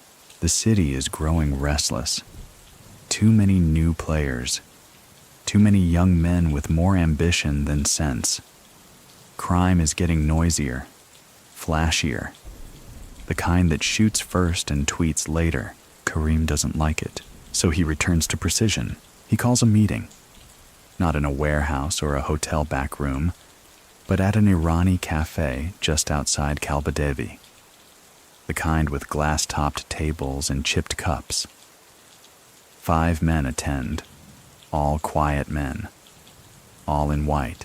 They represent various sectors: textiles, ports, electronics, and one from the courier syndicate. Tea is served, nothing is written. But what happens at that table becomes the start of something deeper. A realignment. Karim proposes something radical. Not a gang, not a family, but a code of behavior for the city's quieter networks. A pact. No open violence. No betrayals below a certain threshold. Disputes handled privately, cleanly. And if someone breaks the pact, they all deal with it. Not through murder, through memory. If a man is forgotten by 5 sectors, Karim says, he doesn't exist. The others agree. Not because they trust each other, but because they all fear what's coming. The loud men, those who trade fear for fame, who shoot up clubs and call it success, who drive imported cars but can't spell the word discretion. And so, the Irani Pact is born. Never written, never announced, but soon known in every warehouse, every dock office, every back alley in Bombay. The pact comes with symbols. A small circle drawn in chalk on a shop shutter means under protection. 3 dots under a ledger name means silent member. And a box of bakery bread delivered with a single red chili tucked inside, that means you're dangerously close to breaking the pact. The market adjusts. Traders fall in line. Young upstarts vanish before they make a mess. And the older dons? They begin sending their sons to get haircuts at Karim's shop. One even whispers, "My father says you slap like a prophet." Karim doesn't smile, but he does give the boy a sharper fade. Still, peace is never perfect. A man named Bhikkhu Tandel, a former fisherman turned smuggler, refuses to play along. He moves contraband without warning, pays no dues, ignores the pact, claims, "No barber tells me how to sell fish." Karim doesn't react, but one night, Bhikkhu's warehouse burns. Not completely, just enough. The next morning, someone delivers a parcel to his boat. Inside, a single mackerel wrapped in a salon apron. Bhikkhu doesn't return to the market, ever. You see, many people still think underworld diplomacy is about backstabbing and betrayals. So what do you think? Can real power be enforced through gesture and etiquette, like a court that never declares its rulings? Because that's what's happening now. Karim's network isn't expanding, it's deepening. And at the center of it all, the man who slapped a merchant is once again trimming sideburns for a school teacher and offering toothpicks to the milkman who swears by his old scissors. Outside, Mahim Market is cleaner, less noisy, more respectful. And inside the drawer behind the mirror, next to the lock of Ravindra's hair, Karim now keeps a folded square of red cloth, the one used to clean his left hand after the slap. He hasn't used it since, but everyone knows he could. The cafe on Grant Road smells of stale bun masca, burnt sugar, and cigarette smoke. Exactly the kind of scent that clings to secrets. It's after hours, the shutters half down, and the few patrons still nursing chai know better than to eavesdrop. At a corner table, under a weak ceiling fan, Karim Lala sits opposite two men with polite voices and impolite ambitions. They're not from Dongri. One is from Bhiwandi, a mill district with more debts than machines. The other is from Worli, where new concrete towers rise like weeds through old tenements. Both have recently made moves on the liquor racket, poached drivers from Karim's network, and undercut his prices by selling a mix of cheap Desi Daru and imported labels that barely passed for real scotch. They don't ask for a meeting, they request one, with caution. And here they are now, offering smiles with forked edges, hoping to leave with a compromise. Karim stirs his chai gently. Khan sits to his left, silent, one hand on the table, the other not. The men propose a truce, a partnership, which is their polite word for division of territory. They suggest Karim keep Dongri, Mahim, and the old docks. They'll take the rest. Karim listens, nods, then asks, "Who gave you those borders?" The men pause. One swallows. The other adjusts his wristwatch. Karim continues, "I don't draw maps. I build routes, and people travel where they're safe. It's not a threat, but it cuts deeper than one." He doesn't shout. He doesn't raise his hands. He just reaches into his coat and places a small tin box on the table. Inside, a set of photos. Low resolution, grainy, but clear enough. One shows a liquor truck arriving early at a warehouse before police clearance. Another shows the same truck being loaded with fake crates. And the third, the Worley man's younger brother accepting a package from one of Karim's informants. The men don't speak again. They finish their tea, stand, bow slightly, and leave. No retaliation follows. The next week, both their operations mysteriously pause. Their best men find other employers. Their crates vanish before delivery. Their bribe networks dry up like summer ponds. The Irani cafe, however, starts receiving double the customers. Karim begins using it as a satellite office, a place where mid-tier problems are solved before they escalate. Each table becomes a coded station. Table 2 handles textile disputes. Table 5 deals with shipments. Table 7 is for sensitive negotiations. The waiters know the language now.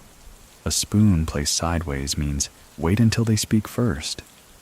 A cup turned upside down? Don't trust the man at the table. This cafe, barely the size of a shoebox, becomes the quietest hub in Bombay. And it's here that Karim hosts his most delicate guest yet. A politician from Fort, whose name cannot be spoken aloud. A man with a voice like cough syrup and the patience of a priest. He's not here for a favor. He's here for damage control. One of his nephews, eager, entitled, and drunk on both power and whiskey, has assaulted a staff worker in a private club. There are photos, a witness, and a waiter who refuses to be paid off. Karim doesn't agree to erase the problem. He offers a trade. "I want the name of the officer who's been asking about my trucks," he says. The politician doesn't blink, just sips tea, then nods. Within 3 days, the officer is reassigned to Nagpur. The waiter is given a job at a 5-star hotel in Delhi. The nephew apologizes publicly and disappears into Switzerland. Karim sends him a shaving kit with a card. Sometimes shame is the sharpest blade. Word spreads again, but this time, the whispers come from inside the government. Revenue officers start asking fewer questions. Shipping inspectors start showing up late, or not at all. One even leaves behind his ledger by accident, giving Khan 2 hours to photograph every page. The Irani cafe gains a nickname, the clock without hands, because no one ever looks at the time there. They just leave when it's resolved. And while all this unfolds, Karim's shop in Dongri remains unchanged. He still trims the hair of electricians, porters, and constables, still serves ginger tea on Fridays, still sweeps the steps himself on the first Sunday of each month. But now, men enter the shop not just for haircuts, but to confess. A young courier admits he's been overcharging. A trader confesses to changing delivery weights. A customs officer reveals a bribe offer he almost accepted. Karim never punishes them. He just listens, suggests they fix it, warns them that if he hears it from someone else next time, he won't be so quiet. It's discipline through dignity, power through presence. One day, Nasir, the boy with the razor glove, says, "Lala, we don't need to hide anymore." Karim shakes his head. "No," he replies, "we need to hide better," because he knows what's coming. The city is waking up. Young bloods with radios and revolvers. Journalists hungry for headlines. Foreign hands dipping into Bombay's ports. Even the British, though weakened, still have ghosts lingering in old offices and sharper archives. So he starts future-proofing, moves key shipments through Goa, not Bombay, starts buying land under relatives' names, pulls boys off the street and trains them in reading, code, maps, introduces a policy. Every courier must learn a trade: tailor, carpenter, driver. If the network collapses, they survive. Khan helps run mock raids, teaching the boys how to scatter, what to say if caught, where to burn documents. They're no longer a group of errand boys. They're becoming a structure, a shadow that could survive if the sun ever chose to shine too brightly. Many people still think the underworld is just a chain of deals. But so what do you think? Can it be a school, a mirror, a community? Because Karim is building all three. And one evening, back at the cafe, as the last spoon clinks and the lights go dim, a man slides an envelope across the table. Inside is a list of traders, dock workers, and one journalist. Beside each name, a code. Some are circled, some are crossed out. Karim scans it once, then hands it back and says, "Keep watching, but never interfere until the final page." The waiter collects the cups. The doors close, and Karim Lala steps into the night. His shadow long, his name longer. The city is louder now. Bombay in 1955 is bursting at the seams. Traffic thicker, radios louder, ambition hotter. The skyline is changing. Buildings rise like stubborn weeds, and the smell of wet concrete mixes with the fading scent of jasmine from roadside vendors. But Karim Lala's shop stays the same. Quiet, timed, sacred. Each morning, he sharpens his razors on the same leather strap, the same strokes, the same rhythm. A ritual not of vanity, but of control. It's the only thing that hasn't changed since the day he arrived. But inside, even Karim feels it. The empire he built from whispers is now throbbing with movement. The boys no longer run messages, they run branches. Irfan oversees Kalbadevi's textile corridor. Samir has made the spice route through Bhuleshwar run so smoothly it's nicknamed the Saffron Clock. Nasir, he started training others, younger kids, to disappear into crowds. The shop becomes the eye of the storm. And Karim? Still at the center, but heavier now. Not with regret. With the weight of knowing there's no going back. And then comes Victoria Terminus. It begins with a dropped package. Simple. A man running through the crowded platform at 5:42 p.m. drops a satchel. Too many people. Too much movement. The bag gets picked up by someone else. Ordinary? No, because that bag contains something Karim was never supposed to carry. State correspondence between an Anglo-Indian diplomat and a rising nationalist leader. Not smuggled goods, not watches, not liquor. Words. Dangerous ones. The bag was supposed to be passed quietly to a courier named Deepak, one of Karim's newer boys. But Deepak gets distracted. A pickpocket. A stumble. By the time he looks up, the bag is gone. Karim hears about it within 30 minutes. By 9 p.m., 4 boys are scouring every corner of the station. A contact in the lost and found opens his drawer early. A tea seller at platform 4 swears he saw someone leave in a green shirt with a satchel. Karim doesn't panic, but Khan does, because this isn't a missed delivery. It's a breach of silence. If that correspondence ends up in the wrong hands, Karim's name isn't just at risk. His structure is. Because if people learn what he's capable of carrying, the entire game changes. By midnight, they find the man. Not a thief, not a rival, just a boy. A cleaner, no older than 15, who'd grabbed the bag and taken it home, thinking it might have food. Karim doesn't punish him. He gives the boy 10 rupees and a full meal. The bag returns unopened. Crisis averted, but it leaves a mark. For the first time in years, Karim calls a meeting of all his senior boys. Not at the cafe, not in the shop, but in a rented go-down near Sewri, lit by a single bulb and smelling of damp cement. He sits on a wooden crate. "I built this to be invisible," he says, "but the world is learning to see." They discuss everything: couriers, ports, documents, surveillance. Khan suggests reducing operations. Samir recommends rotating routes weekly. Nasir suggests teaching every boy 2 aliases. Karim listens, then nods, and announces something that surprises them all. We go quiet for a while. Not a retreat, a silence. Over the next 2 weeks, several things happen. The textile route is paused. The liquor shipments are rerouted through Goa. The spice corridor is trimmed, half its flow cut voluntarily. 5 boys are sent abroad with clean papers and small investments. Not as exiles, as insurance. And the shop, it stays open every morning, without fail. The same sound. The sweep of the broom, the metal scrape of the shaving pot, the hiss of steam against stone. Karim takes in fewer clients, only those he trusts. He trims hair slowly, sips chai more slowly, smiles more. But everyone notices that the drawers are now always locked. Many people still think withdrawal is a sign of weakness. But so what do you think? Can a man grow stronger by stepping back? Not out of fear, but by choice.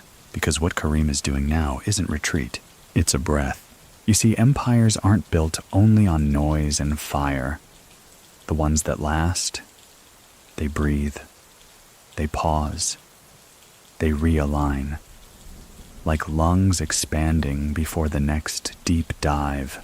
During the silence, Karim writes a single letter, not to an associate, not to a politician, to himself. He keeps it in Pashto, just a few lines, a reminder of who he was when he arrived in Bombay.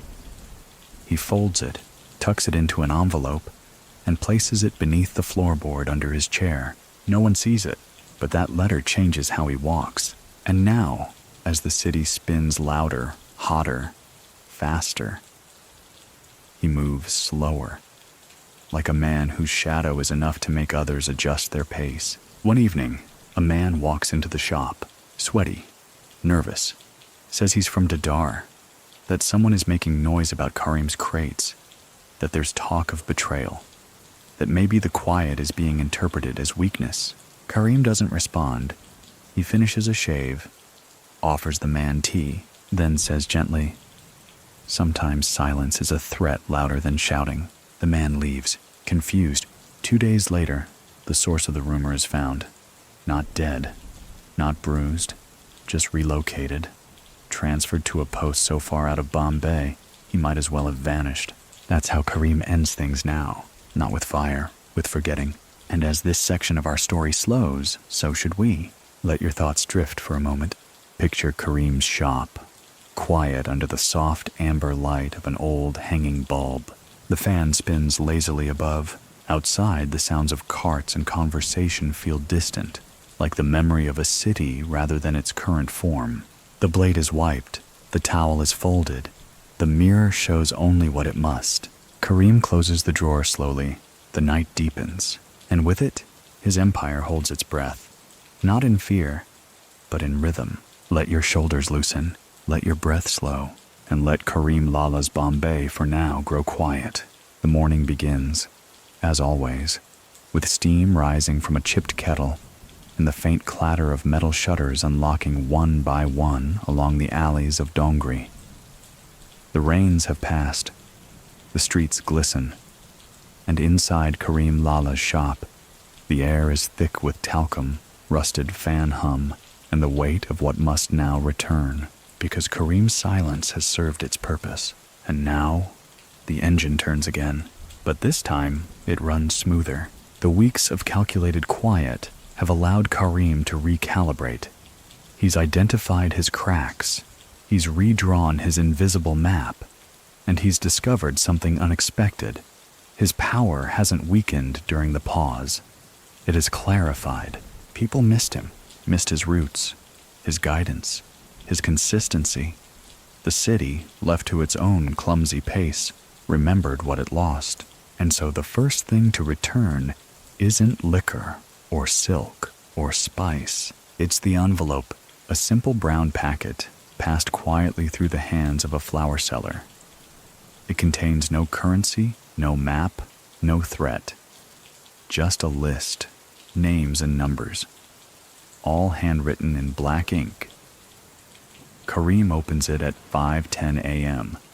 with the precision of a man opening prayer. The envelope is a request, but also a warning. Its source? A new player in the city, someone foreign, from Dubai, they say. Possibly Karachi. A man named Majid. The envelope, Faruqi. An outsider who's made fast progress through the smuggling circles, pushing heroin through Mumbai's southern ports under the guise of grain exports. Slick. Fast. And worst of all, loud. Karim reads the names. Some are familiar. Traders he once drank tea with. A cousin of a former courier. A boy who used to sweep his shop. All now working with Majid. Khan, hearing the names, doesn't curse, doesn't rage. He just sits down, folds his arms and says, "It's time." But Karim doesn't want war. He wants balance, so he does what he's always done best. He sends an envelope back. Inside, a ledger page, old, yellowed, from a defunct textile route. But the page contains 2 highlighted entries, dates, weights, and names that incriminate Faruqi's own customs contact at Nava Sheva port. He doesn't threaten, he simply shares. And 2 days later, Faruqi's top man is arrested for clerical smuggling discrepancies. No retaliation comes, just silence. It's a message received. You see, in Karim's world, a man's sharpest blade is still his ledger, and he's begun using it again. The new phase of his operation is called, among the boys, the envelope game. Here's how it works. Every courier carries a brown envelope, always sealed. It contains either a document or a decoy. Sometimes a real invoice. Sometimes a recipe for mutton curry. Each envelope is marked with a faint ink smudge on the lower right. Just a flick. Red means real. Blue means fake. Green means carry and destroy. The brilliance? Even the couriers don't know which color is which. Only Karim and 2 others can decode it. The game is more than misdirection. It's insurance. When a courier is stopped and questioned, he knows nothing. He's carrying an envelope. That's all. The message is the weapon, and it travels further than any gun ever could. One envelope reaches a police inspector's wife, an invitation to a temple fundraiser. She attends. Karim donates. The inspector starts forgetting to check certain train manifests. Another envelope is delivered to a minor politician. Inside, a copy of a theater play his mistress starred in. Not scandalous, but suggestive.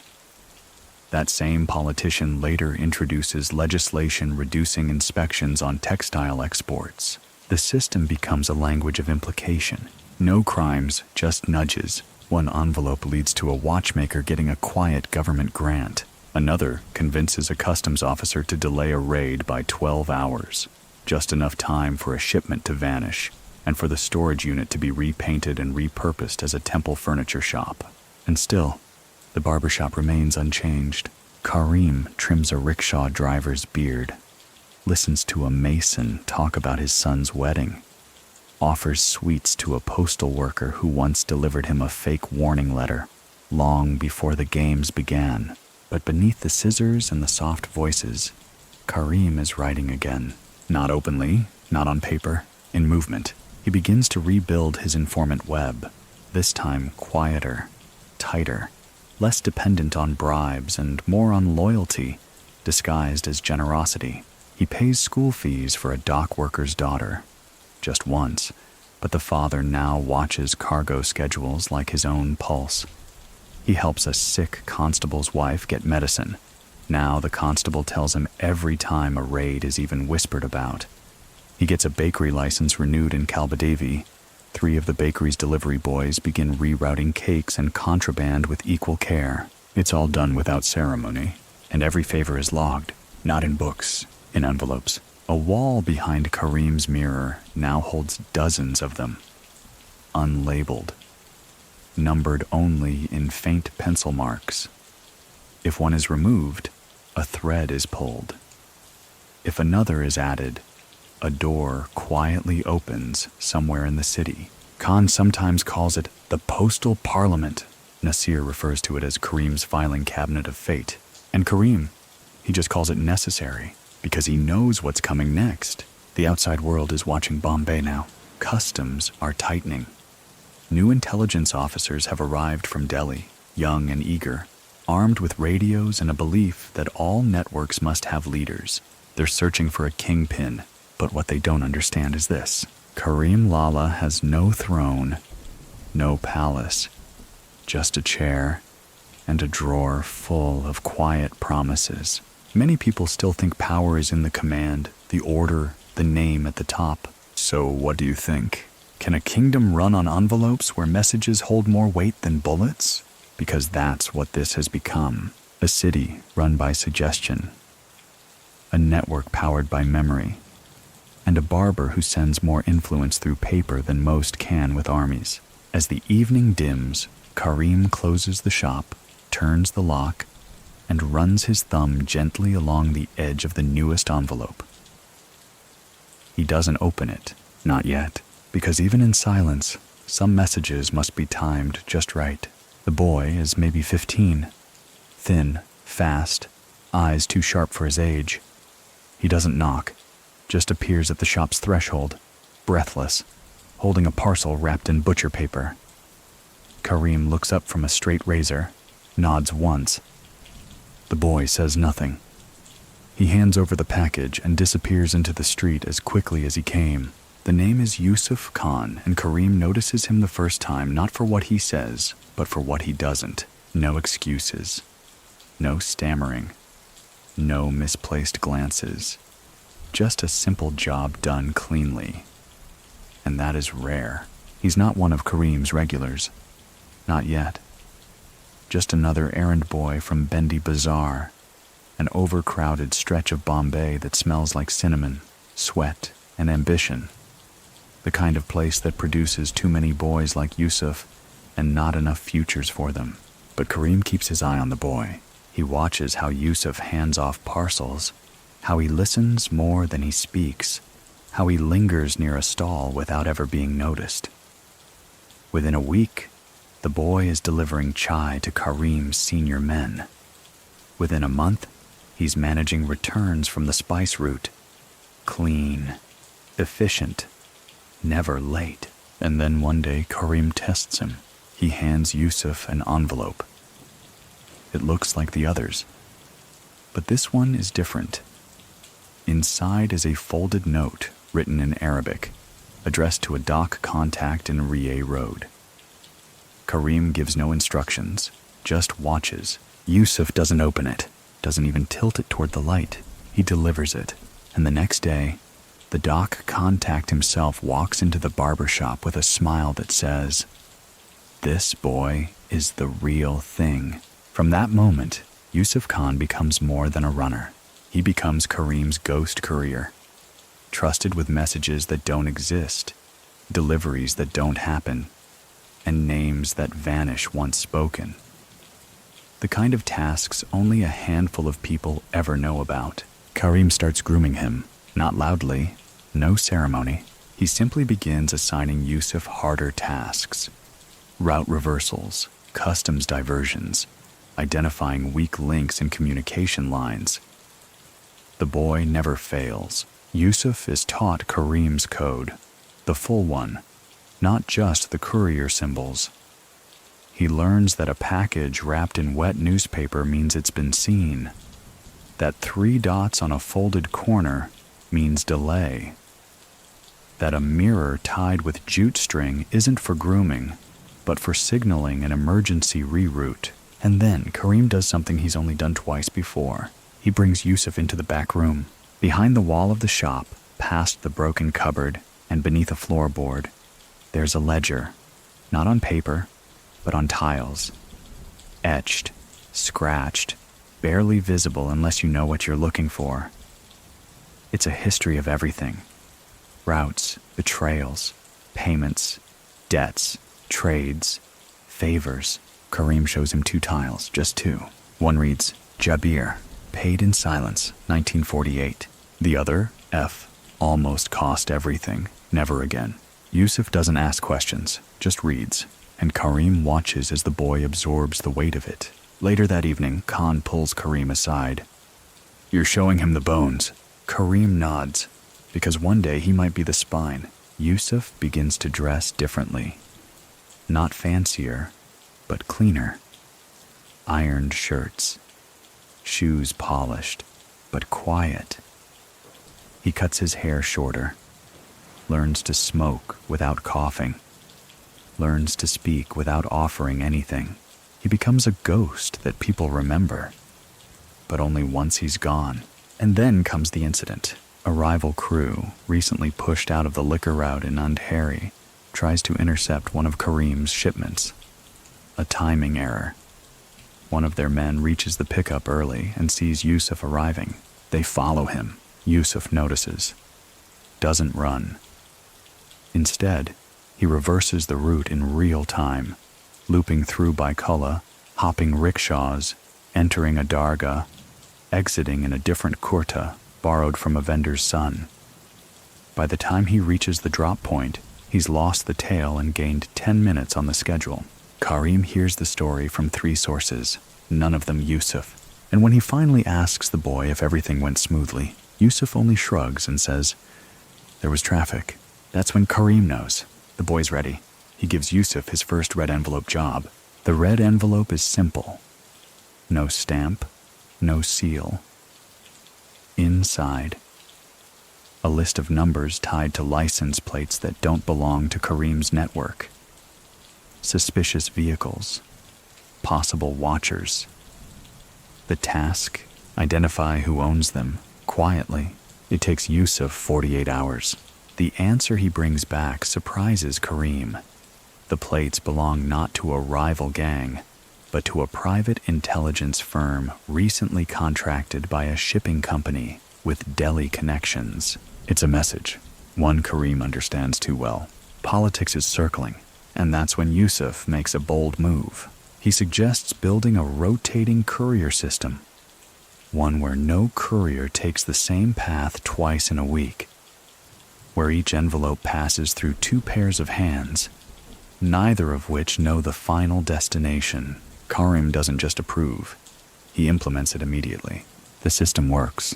Within weeks, Faruqi's network starts missing deliveries. His men are confused. Customs officers are intercepting wrong crates. Meanwhile, Karim's parcels begin arriving ahead of schedule. Yusuf is no longer just a boy.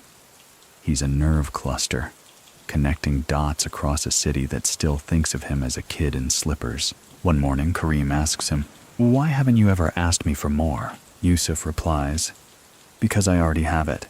And Karim knows what he means. Not money, not titles, belonging. You see, many people still think loyalty comes from fear or greed. But so what do you think?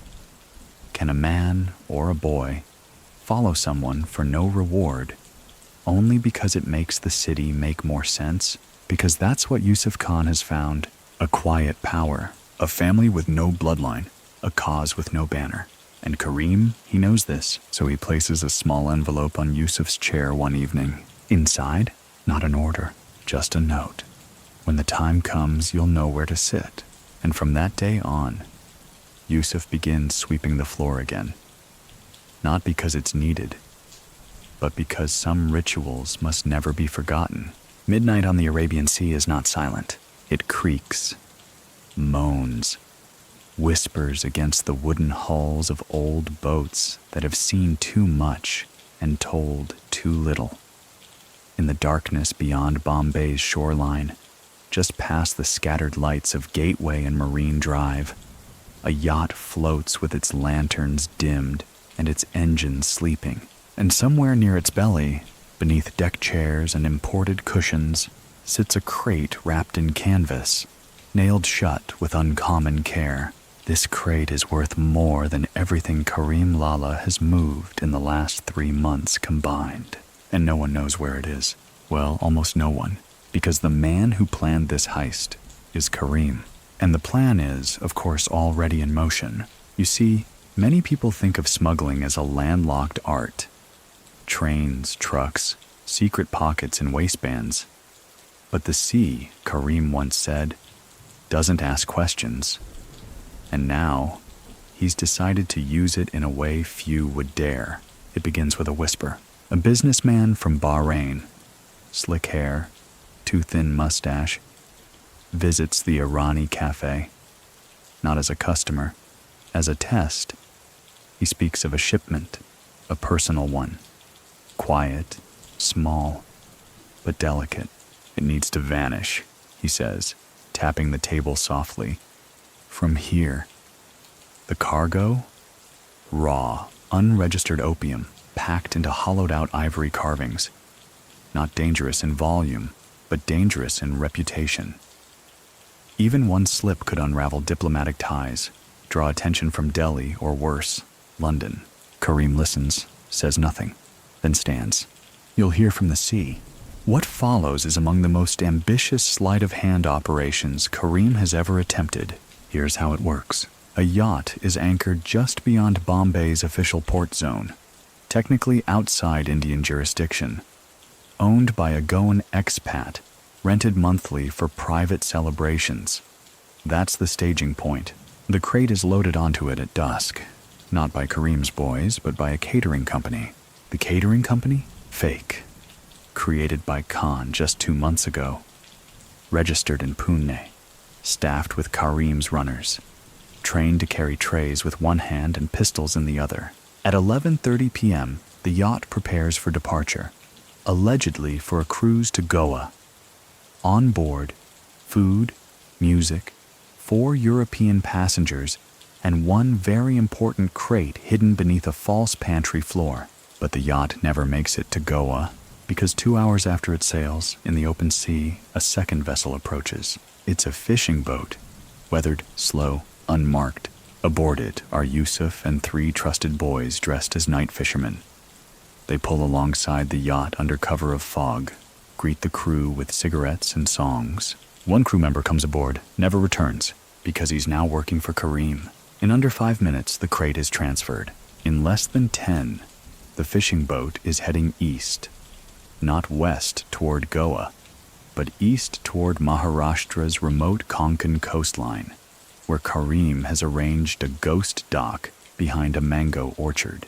By dawn, the crate is offloaded and packed into a truck disguised as a municipal garbage carrier. It disappears into Bombay's veins like sugar in tea.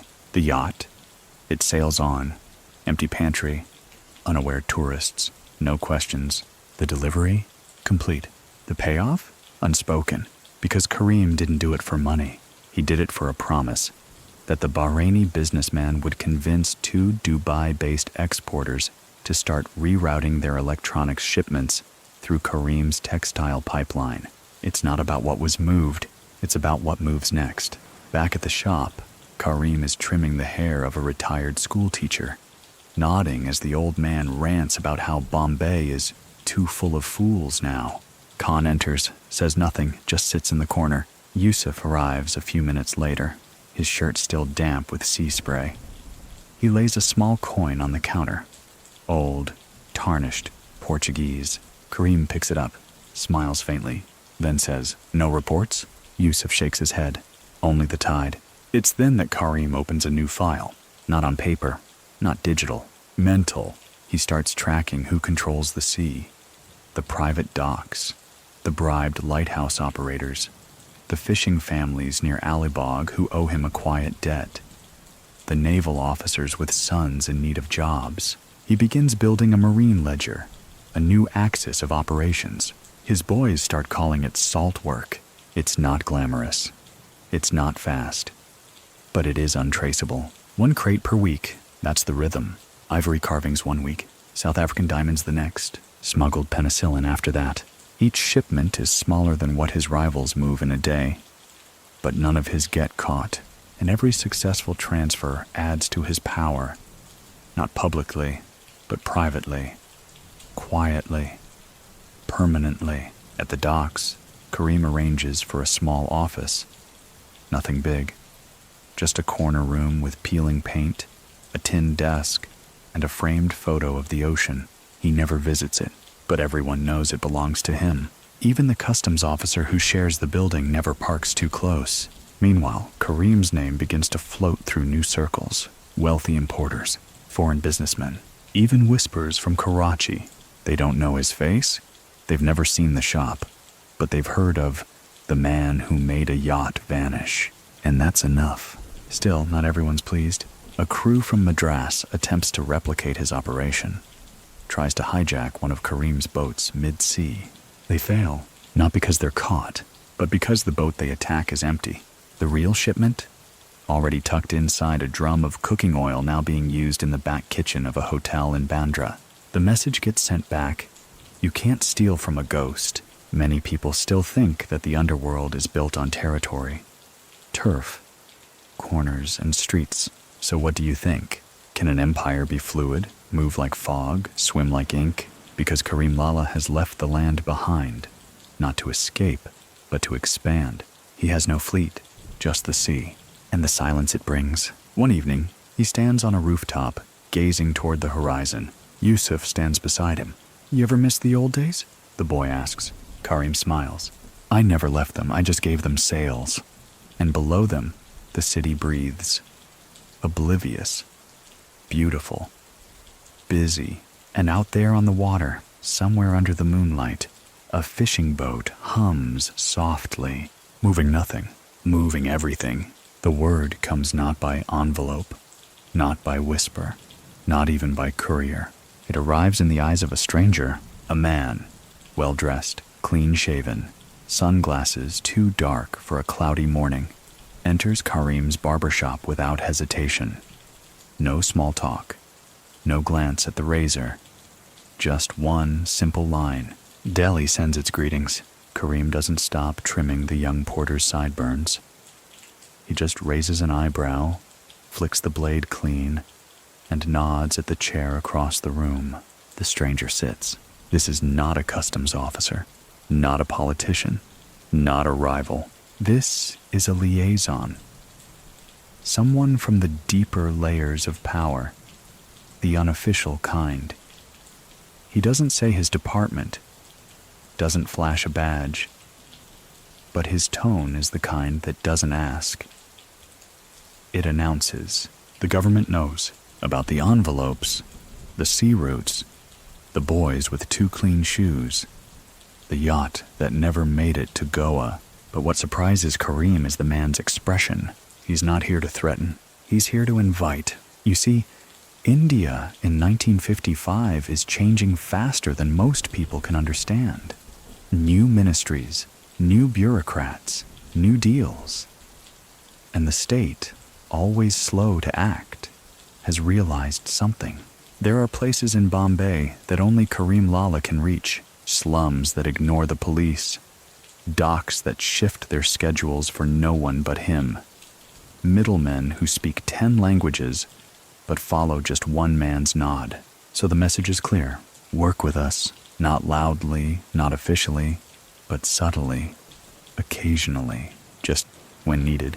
The liaison offers no documents, just names. A port officer in Chennai who needs soft removal, a shipment of sensitive materials needing silent rerouting through neutral paths, a journalist sniffing where he shouldn't, and in return, immunity, silence, even favors. Khan hears the conversation later and scowls. They'll use you until they don't. Karim nods. That's why I'll only let them use me when I already plan to act. The next week, Karim makes his decision. He sends an envelope, not to Delhi, but to Calcutta, to a Bengali lawyer with family ties in both commerce and the courts. Inside, a list of questions. Not about the government, but about how long men like Karim have lasted in regimes that believed they could tame the underground. The answer returns in one line. Those who remained useful stayed. Karim agrees, but he sets boundaries. He will not carry narcotics for the government. He will not silence innocents. He will not betray his network. What he will do, though, is offer a shadow service. Information, influence, routes, leverage. And so begins a new phase of Karim's empire, the diplomacy of the underworld. He's no longer just a smuggler, or a protector, or a name whispered under breath. He's now a node, an unofficial extension of the state when it suits both. And the Irani cafe? It becomes his embassy. Requests start coming in more often. A shipment of typewriters, foreign, illegal, but needed for an embassy office. A sudden relocation request for a man with too many enemies, and a false passport. A need for 400 forged permits to arrive at the docks within 3 hours. Karim fulfills what he chooses, declines the rest. Every decline is followed by silence, not violence. Because by now, even the state understands Karim Lala doesn't bluff. He edits. One night, while pouring tea in the back room, Khan murmurs, "You know they'll never trust you fully." Karim smiles. "They don't need to. They just need to not understand me fully. And that's the trick. Karim never lets them map him. He shifts routes weekly. He rotates personnel. Even Yusuf never learns more than he must, until he must. The courier system now includes ghosts. Couriers who never appear twice, whose names exist only in rotating ledgers, and whose trails disappear the moment their job is done. Some of them are barbers. Some of them are tea vendors. One is even a school teacher with a red thermos. All quiet, all useful. And through them, Karim learns everything. Where Delhi is investing next, which inspectors are being promoted, which ports will be raided, and when. And most importantly, what Delhi fears. That's when Karim realizes he doesn't need to rule Bombay anymore. He is Bombay. His roots are its veins. His codes are its rhythm. His shadows are its lungs. But still, he never boasts. He trims a municipal accountant's hair, tells a joke about goats, offers Yusuf half a pawn leaf. Because no matter how big the empire, it still runs through rituals. And then, out of nowhere, comes the telegram. It arrives in the afternoon, handed to Khan by a nervous postman who stumbles over the greeting. A single line, printed in block letters. "The Turk is arriving. Secure the city." Karim reads it, and for the first time in years his expression falters, because the Turk is not a smuggler, not a politician, not a gangster. He's a messenger of endings, a man from the northwest frontier who once worked with Karim's uncle, who disappeared years ago, whose arrival in any city has always meant that something or someone must end. Karim doesn't sit. He walks to the corner, lights a cigarette, hands trembling just slightly. Yusuf asks, "Should I alert the cafe?" Karim replies softly, "No. Tell the cafe to forget my name for 3 days." He knows this isn't coincidence. The Turk arrives only when someone has invited him, someone powerful, someone who wants to know if Karim still bleeds. Many people still think a man's empire ends with betrayal. So what do you think?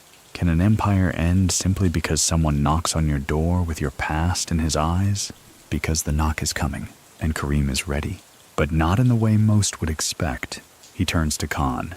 Find the boy who runs the flower stall near Grant Road, and tell him this: the mirror must be cleaned, but not with water. He'll understand. And that's how the chapter ends. Not with blood, but with a code, and the scent of jasmine drifting through an open window just before the rain. The Turk arrives with no luggage, no escort, no watch. Just a long overcoat that doesn't suit Bombay's humidity, and a face like carved stone.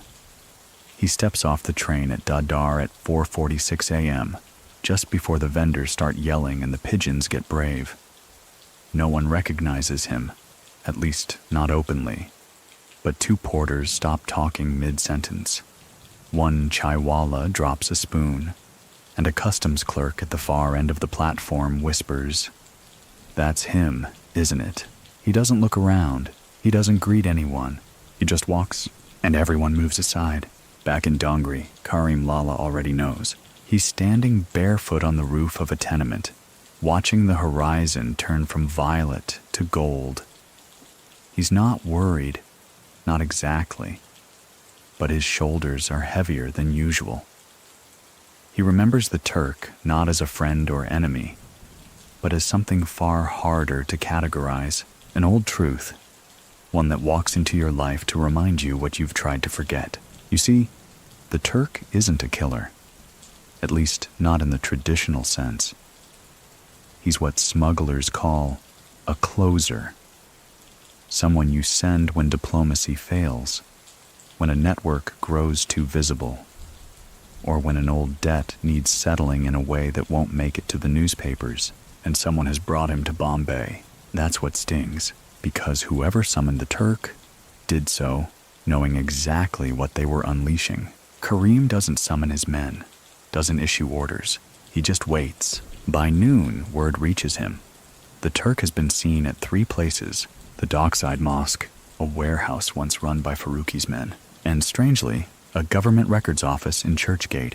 That last detail makes Karim pause, because the Turk doesn't read files, unless someone's offered him a reason. Khan arrives at the barber shop door, face pale. "He's not here for old debts," he says, voice low. "He's here for you." Karim already knows, so he does what no one expects. He walks into the cafe, orders a tea, and waits. The entire cafe is silent. Not tense. Respectful. As if something ancient has returned, and everyone knows instinctively that they must behave. Even the spoons clink more gently, and then, at 5:02 p.m., the Turk enters. He doesn't speak. He doesn't sit. He just places a small black notebook on the table. Karim nods, opens it. Inside are just 3 names. A Delhi official, a Gujarati financier, Karim Lala. There's no context, no accusations, no explanation. The message is clear. 3 names are on the list. 1 must disappear. The Turk says only 1 sentence in Pashto. The window must be closed before the storm arrives, and leaves. Karim sits in silence for a long time. Yusuf enters the cafe an hour later, slips into the seat across from him and whispers, "Do we fight?" Karim looks up, eyes clear. "No." And then quietly, "We close the window ourselves." What follows is not panic, not retreat. It is calibration. Karim begins to fold in the corners of his empire, 1 crate at a time, 1 route at a time. He calls in debts, not to collect, but to forgive. He releases 3 couriers from their posts, gives each enough money to start a business. He visits the old cobbler near Baikala and tells him to burn the ledger. He even removes 2 envelopes from the wall behind the mirror. The names on them, unknown, but their absence tightens the room. And then, Karim takes the most unexpected step of all. He arranges a meeting with Delhi. Not a politician, not a liaison, a cleaner. One of the government's own Turks. Different coat, same chill. The meeting takes place inside an unfinished textile mill. Empty walls, echoing concrete, and the smell of plaster dust. Karim says simply, "I'll disappear." He explains that his routes will be passed to 3 men, none of whom carry his name. He'll retire publicly within the month. A proper ceremony. A clean exit. But in return, he says, "You make sure no one touches my boys." The cleaner nods. "You have 60 days, he says. "It's not mercy. It's a transaction." Back at the shop, Karim begins giving things away. The straight razor to Yusuf, the tin teacup to Khan. The ledger tiles? Smeared. Not erased, just blurred. He no longer walks through the city the same way. His eyes linger on walls, on cracks, on mango trees that grew from nothing and now shade whole alleys. He's not nostalgic. He's documenting. Even his final shipments. 2 crates, one containing watches, the other containing manuscripts, are not smuggled. They're gifted.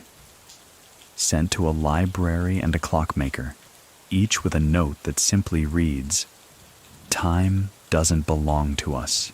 And still, the Turk remains, seen once a week, always at a distance, like a shadow watching to make sure the window is, in fact, being closed. Yusuf doesn't understand at first. "Why not fight?" he asks. Karim replies, "Because real power isn't in holding. It's in letting go before someone takes it." Many people still think legends end in flames. So what do you think? Can a legend walk away and still be feared? Still be loved? Still be remembered? Because Karim Lala isn't dying. He's fading, intentionally. And when the time finally comes, when his barbershop door closes one last time, he leaves no sign, no announcement, no goodbye. Just one last envelope placed on Yusuf's table. Inside is a key and a folded map of Bombay, drawn by hand, marked with every place Karim ever called his. And one final note: guard the sea, watch the mirrors, speak only when the silence is too loud to bear. The Turk? He boards a train 2 days later. Doesn't look back. His job, it seems, is done. But Bombay? It keeps breathing, and deep inside its heartbeat, there is still a chair, a razor, a mirror, waiting just in case. A full week passes. No sightings, no whispers, no packages. The streets around Dongri are unusually quiet, not in fear, but in recalibration. Like the city itself has realized that something heavy has been lifted, and it's not sure what to do with the lightness that follows. Karim Lala has vanished. No farewell, no funeral, no footnote in the newspapers. His barbershop remains, but the shutters are drawn, and the rust is beginning to show on the edges. Still, every morning, someone sweeps the front step. No one sees who. But the dust never gathers. Inside the city's underworld, a strange thing begins to happen. Nobody takes his place, not officially. There's no coup, no rushed coronation, because no one wants to wear the name Karim Lala. That's not a throne. It's a responsibility laced with ghosts and codes and stories no one truly understands. And the people know it. So the name becomes a presence instead, a compass. If someone steps out of line, disrupts a courier route, mistreats a dock worker, tries to rush a shipment past its timing, someone will always murmur, "That's not how Karim did it." And suddenly people pause, correct course. Even the rival networks Karim once outmaneuvered begin adopting versions of his systems. Rotating drop points, shadow logistics, envelope codes, though never quite as elegant. They're mimicking a ghost. Meanwhile, Yusuf Khan begins to move differently. He doesn't open the shop. That would feel too loud, too presumptuous. Instead, he rents the flat above it. From there, he watches, listens, waits. He walks through the streets with hands behind his back, like an old man in a young man's body. People start calling him the boy with the map, because he always seems to know which alleys to avoid, which crates to trust, which names to forget. But he never claims leadership. He simply does what needs to be done. A shipment from Karachi needs to pass through the eastern docks. He reroutes it quietly through Nashik and Pune before it ever reaches Bombay. A turf dispute breaks out near Mahim. He appears with 2 words, "Tea now." And both parties follow him to a neutral cafe and never speak of the fight again. A customs inspector starts asking too many questions. The inspector's brother suddenly gets a job offer in Delhi and moves away. Nothing else needs to happen. Yusuf doesn't build an empire. He tends it like a gardener working someone else's soil, following the old planting patterns, whispering to the roots. One night, Khan visits him. The old man is grayer now, slower, but his eyes still carry the glint of mischief and strategy. "You ever miss him?" he asks. Yusuf doesn't answer immediately. He lights a cigarette, the same brand Karim used to smoke, then says softly, "Every time I fold paper." Khan smiles. He'd like that.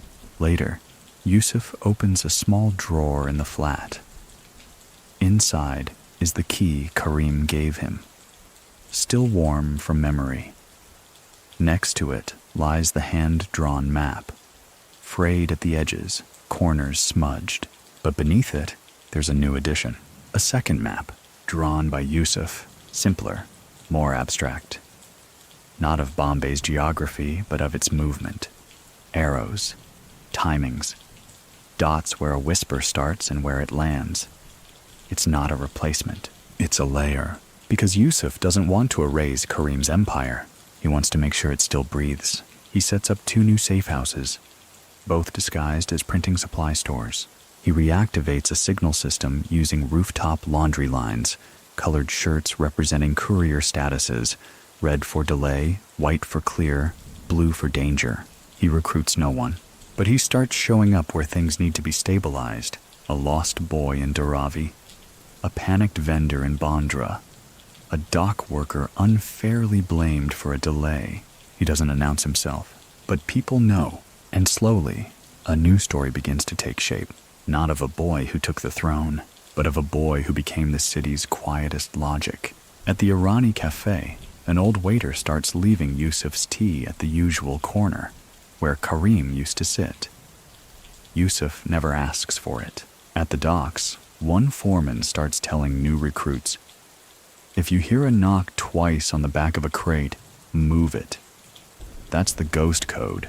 And in the underworld's more paranoid corners, when something goes too smoothly, the question isn't who arranged this. It's, did Yusuf approve? Many people still think power is something you grab, that you raise your voice, strike fear, claim a title. So what do you think? Can power be something that simply walks with you? No crown, no echo, just steps in the right order? Because that's what Yusuf has become. Not a king, a rhythm. One evening, while walking near the sea, Yusuf passes by a fishing boat. An old man calls out, "Need a ride?" Yusuf pauses, smiles. "No, just making sure the tide's still honest," and walks on. In the distance, a woman lights a lantern. A boy sets down a basket. A courier steps into an alley, and Bombay continues, without shouts, without fireworks, just the steady, soft whisper of a city that remembers. It begins again, as most things in Bombay do, quietly on a train. An inspector rides the 6:05 a.m. from Thane to Churchgate. It's crowded, humid, and loud with chai sellers and coughing. Nothing remarkable. Until he spots a boy in the corner, maybe 10 years old, fiddling with something beneath his shirt. Naturally, the inspector watches. The boy isn't smuggling contraband or passing notes. He's folding paper, carefully, precisely, into a small square. The inspector recognizes the fold, not from law books, but from whispers. Karim's fold. A way to package small notes, known only among older smuggling crews. It shouldn't exist anymore, and certainly not in the hands of a child, but it does, and the city is listening again. Across Bombay, odd things begin to reappear. A flower stall near Grant Road starts using jute string to tie roses, always in threes. A pawn vendor begins placing coins upside down on his tray, each different side representing a delivery status. A beggar near Crawford Market hums a specific tune, on Thursdays only. These things seem unconnected, until someone notices the pattern, and that someone is a journalist. His name is Arjun Patel, and he's not like the others. Young, idealistic, too curious for his own good. He starts asking questions, not about crime or gang wars, but about rhythms. Why do certain streetlights flicker at the same time every night? Why does a particular bakery only sell jam buns on Mondays? Why does the same cycle rickshaw always pass by a spice shop at exactly 4:17 p.m.? He publishes an article, Bombay's Invisible Ballet. No names, no accusations, just questions. But those questions make their way to Yusuf. And for the first time in months, he feels the fragility of what he's preserved. He doesn't panic. Instead, he sends a note. Handwritten, folded precisely. The note makes its way to Arjun through a chaiwala. It reads, "Keep watching, but be kind. You're stepping on old shadows." Arjun doesn't respond. But the next article never gets written. Instead, he begins writing fiction, short stories, set in Bombay, about a barber who sees too much and says too little. Yusuf lets it slide. You see, some stories are meant to echo. But Yusuf also knows this. Too much curiosity is dangerous. Not because of violence, but because curiosity calls things back into motion. And the city? It's humming again. Old players begin to stir. A trader from Karachi tries reopening a spice route Karim had quietly closed. A former customs officer, now retired, begins asking about envelopes. Faruqi's cousin resurfaces, now working in export logistics. Yusuf doesn't act immediately. He observes, but then something shifts. A crate goes missing from a route that hasn't been used in 2 years. And yet, it was timed, coordinated, tagged with an old Karim symbol. A single slash on the side. No one inside Yusuf's network took it, which means someone outside has started mimicking. A forgery of the system itself. Yusuf calls Khan. The old man arrives at dusk, sits on the rooftop with Yusuf sipping sugarcane water. "It's happening," Yusuf says. Khan nods. "You built a mirror. Someone's trying to climb through it." And so they begin the process of reflection. Yusuf reopens the drawer, takes out Karim's map, spreads it on the floor. Layer by layer, he overlays his own routes, marks the recent disturbances. He sees it clearly now. Someone isn't building an empire. They're rebuilding Karim's, but wrong, sloppily, without the codes, without the care. Yusuf acts swiftly. 3 routes shut down in one night. 4 couriers go silent. A warehouse near Mazgan is burned. Not entirely, just enough to scatter.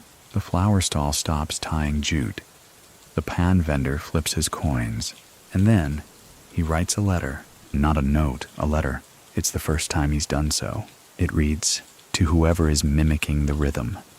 This city remembers. It does not forgive fakes. If you seek legacy, earn it. If you seek power, beware it. If you seek me, then I'll be at the mirror. Bring only truth." He leaves it beneath a broken mailbox near Crawford Market.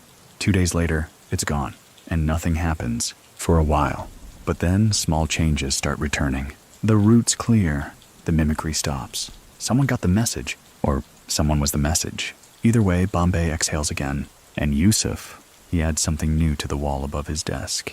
A mirror, not for shaving, not decorative, just a plain, slightly cracked piece of glass. And once a week, he stands in front of it, not to admire, not to check, but to remember that what he protects is not a name, not a throne, not an empire. It's a reflection of silence, of movement, of order born in chaos. Many people still think that when a legend disappears, the city forgets. So what do you think? Can a legend live on? In small gestures? In a child folding paper on a train? In a mirror hung too high for anyone to notice? Because Bombay doesn't just carry Karim's memory. It moves with it. And Yusuf, he doesn't need to be the new Karim. He only needs to make sure the next boy on the train gets the fold right. It's late monsoon in Bombay. The rain isn't romantic. It's relentless. Gutters overflow. Dogs sleep standing. Laundry drips like broken clocks. Yet, in the middle of it all, business continues. Not the visible kind, not the glamorous kind, the real kind. The kind where envelopes pass under umbrellas, where nods replace words, and where every wet footprint left behind is meant to be washed away. Yusuf walks through the storm like he's part of it. A young boy with a satchel trails behind him. New to the game, uncertain, but chosen. Yusuf doesn't explain the rain. He just moves, because this is the test. Can you navigate a city when its streets vanish beneath water? They cut through Bandra, up toward Mahim. No shortcuts today. Every alley is a memory. At the corner of a closed pharmacy, Yusuf stops, points at a brick painted slightly darker than the others. "Touch it," he says. The boy presses. A stone shifts, not visibly, just enough to reveal a folded message, damp but intact.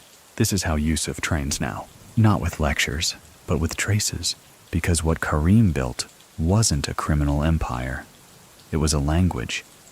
And Yusuf's role isn't to lead, it's to keep the grammar correct. Back at the apartment above the shop, the rain drums on the roof like Morse code.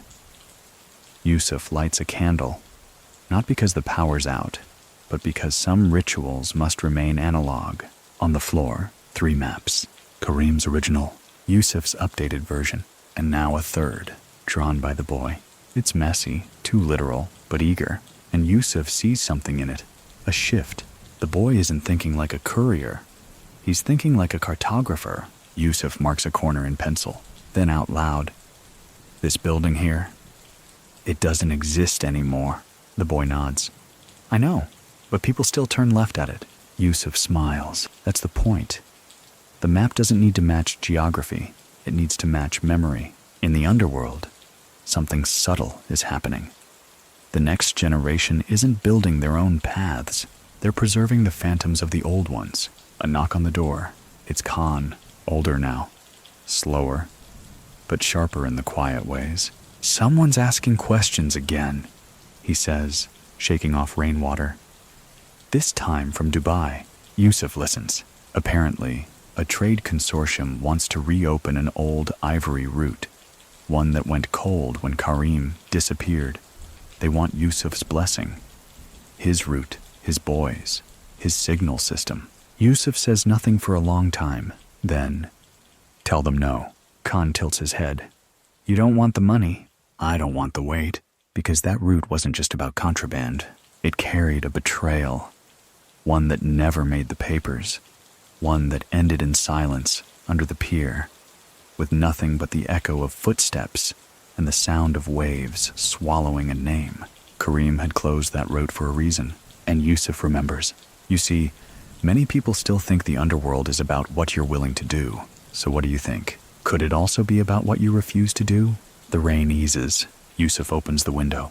From the street below comes the scent of hot oil, wet stone, and cardamom. The city's recipe for survival. He hears a boy whistling a tune, off-key but familiar. It's the same tune the beggar used to hum near Crawford Market. The tune has moved. Yusuf closes his eyes. This is what he's guarding. Not dominance, not fear, not legend, but continuity. Elsewhere in the city, a girl delivers a parcel wrapped in banana leaf. She's told to leave it under a bench, next to a discarded comic book. She doesn't know what's inside. She just knows to walk away without turning back. The parcel contains a note, folded 5 times, edge worn, no name. It simply reads, "If you're reading this, you've already joined." The recipient? Unclear. Maybe a teacher, maybe a driver, maybe no one. Because the system isn't about control anymore. It's about trusting the echo. And Yusuf? He's starting to listen forward, not just backward. He adds something new to the wall above his desk. Not a map, not a name, a blank sheet, pinned with care. For for the stories that haven't happened yet. That's when Khan says it. I think he'd be proud. Yusuf looks at him. No, he replies. He'd be concerned. They laugh. Because it's true. Karim never trusted nostalgia. He respected it, honored it, but never let it anchor him. Yusuf takes out a fresh envelope. He's writing more now. Not commands, not warnings, just reminders. This one he labels, for the mirror when it fogs. He doesn't seal it, just places it beside the candle. For the next keeper, because the city doesn't stop. Not for rain, not for ghosts, not even for legends. It just keeps folding forward, one note at a time. It's just before dawn when the quietest kind of chaos begins. A rival gang, small, new, and overeager, decides to test their strength. They walk into Paidoni, not with weapons, with bravado. 4 young men, dressed in shiny shirts and imported sunglasses, swagger down the narrow street like it owes them something. They talk too loud, stare too long, knock over a fruit cart without reason. They want to be seen. They want to be feared. But they've chosen the wrong district, because in Paidoni, fear doesn't shout. It trims hair, serves tea, and remembers. At the corner of Delima Street, there's a barber shop most people think is abandoned. Its sign hangs crooked. Its windows are always shut. But if you're paying attention, you'll notice something odd. The mirror inside is spotless, polished daily by someone unseen. The gang doesn't notice. They keep walking until one of them, youngest of the group, peers through the dust-glazed window and sees it, the mirror, with a single white razor resting at its base. Something shifts in his face. He taps his friend's arm, mutters, "We should go." But it's too late, because by then, a man in a linen shirt has appeared beside them. Old, lean, unimpressive, until he speaks. Drop the fruit, apologize to the vendor, then walk away. The gang laughs, nervously. One of them reaches for something in his pocket. Not a weapon, just the illusion of one. The man raises an eyebrow, then takes something from his own pocket. A comb, simple, wooden, familiar. And suddenly the boys freeze, because they've heard the story, everyone has, about the cleanest knife in Paidoni. It was never about violence, never about spectacle. It was about what happened after. Years ago, another man tried to intimidate a vendor near here, claimed he ran the docks, laughed at the silence around him. The next day, he woke up in his own apartment. Nothing missing, nothing broken, except the mirror in his bathroom, shattered into a perfect spiral, and resting on his pillow, a white razor, wrapped in a single page of a newspaper article from 3 years earlier. That was Karim's message. We know your reflection better than you do. And now that quiet legacy lives on. The boys understand. They apologize. The fruit vendor, old and half-blind, nods without expression. The man in the linen shirt doesn't smile. He just points down the street. They walk, fast. Later that day, a courier stops by the barber shop, slips a small parcel through the mail slot. Inside, a mirror cloth and a new comb. Yusuf receives it without comment, because he knows what it means. The city still polices itself, but it's not just old tales and soft threats. There's strategy. You see, Yusuf has noticed something strange over the past month. Small fires near the docks. Not damaging, not timed, just coincidental, until a dock worker approaches him during a rain delay, says quietly, "They're probing, looking for soft spots, testing reactions." Who? Not rivals, investors, the new kind, not smugglers, not dons, developers, corporates. They want to privatize parts of the port, build towers, sanitize the chaos, turn Karim's old alleys into parking structures and retail plazas. And they're not asking permission. They're just erasing slowly. One bench removed, one shop repainted, one permit rewritten. It's not war, it's absorption. Yusuf gathers his people. Not many, not loud, just enough. They don't burn anything, don't threaten anyone. Instead, they preserve. They register the barbershop as a heritage structure. They sponsor the fruit vendor's license and make him the face of local market sustainability. They create a charity named the Folded City. officially unaffiliated with Yusuf, but operating with quiet precision. Its mission? To protect cultural rhythms in transitional urban spaces. Translation? Keep the stories alive. When the city council tries to repave one of Karim's old courier alleys, they're met with resistance, not by fists, but by press. An article appears, "The Alley That Fed 100 Families," written by Arjun Patel. Remember him? The journalist who once asked too much? He's back, but this time, he's chosen to be the narrator, not the investigator. Yusuf meets him once, in the cafe. No cameras, no notepads, just tea. Arjun asks, "Why keep it all alive?" Yusuf stirs his cup, says, "Because when stories vanish, the city forgets how to breathe. Many people still think a city moves forward by deleting what came before. So what do you think? Can a city truly evolve if it forgets its reflection?" The gang that swaggered through Pedoni never returns, but their silence spreads. And the barbershop? It stays closed. But the mirror? Always spotless. Because somewhere, someone always remembers to clean it. And because some places don't need a king. They just need a keeper. There is no grand finale. No blaze of gunfire. No last heist.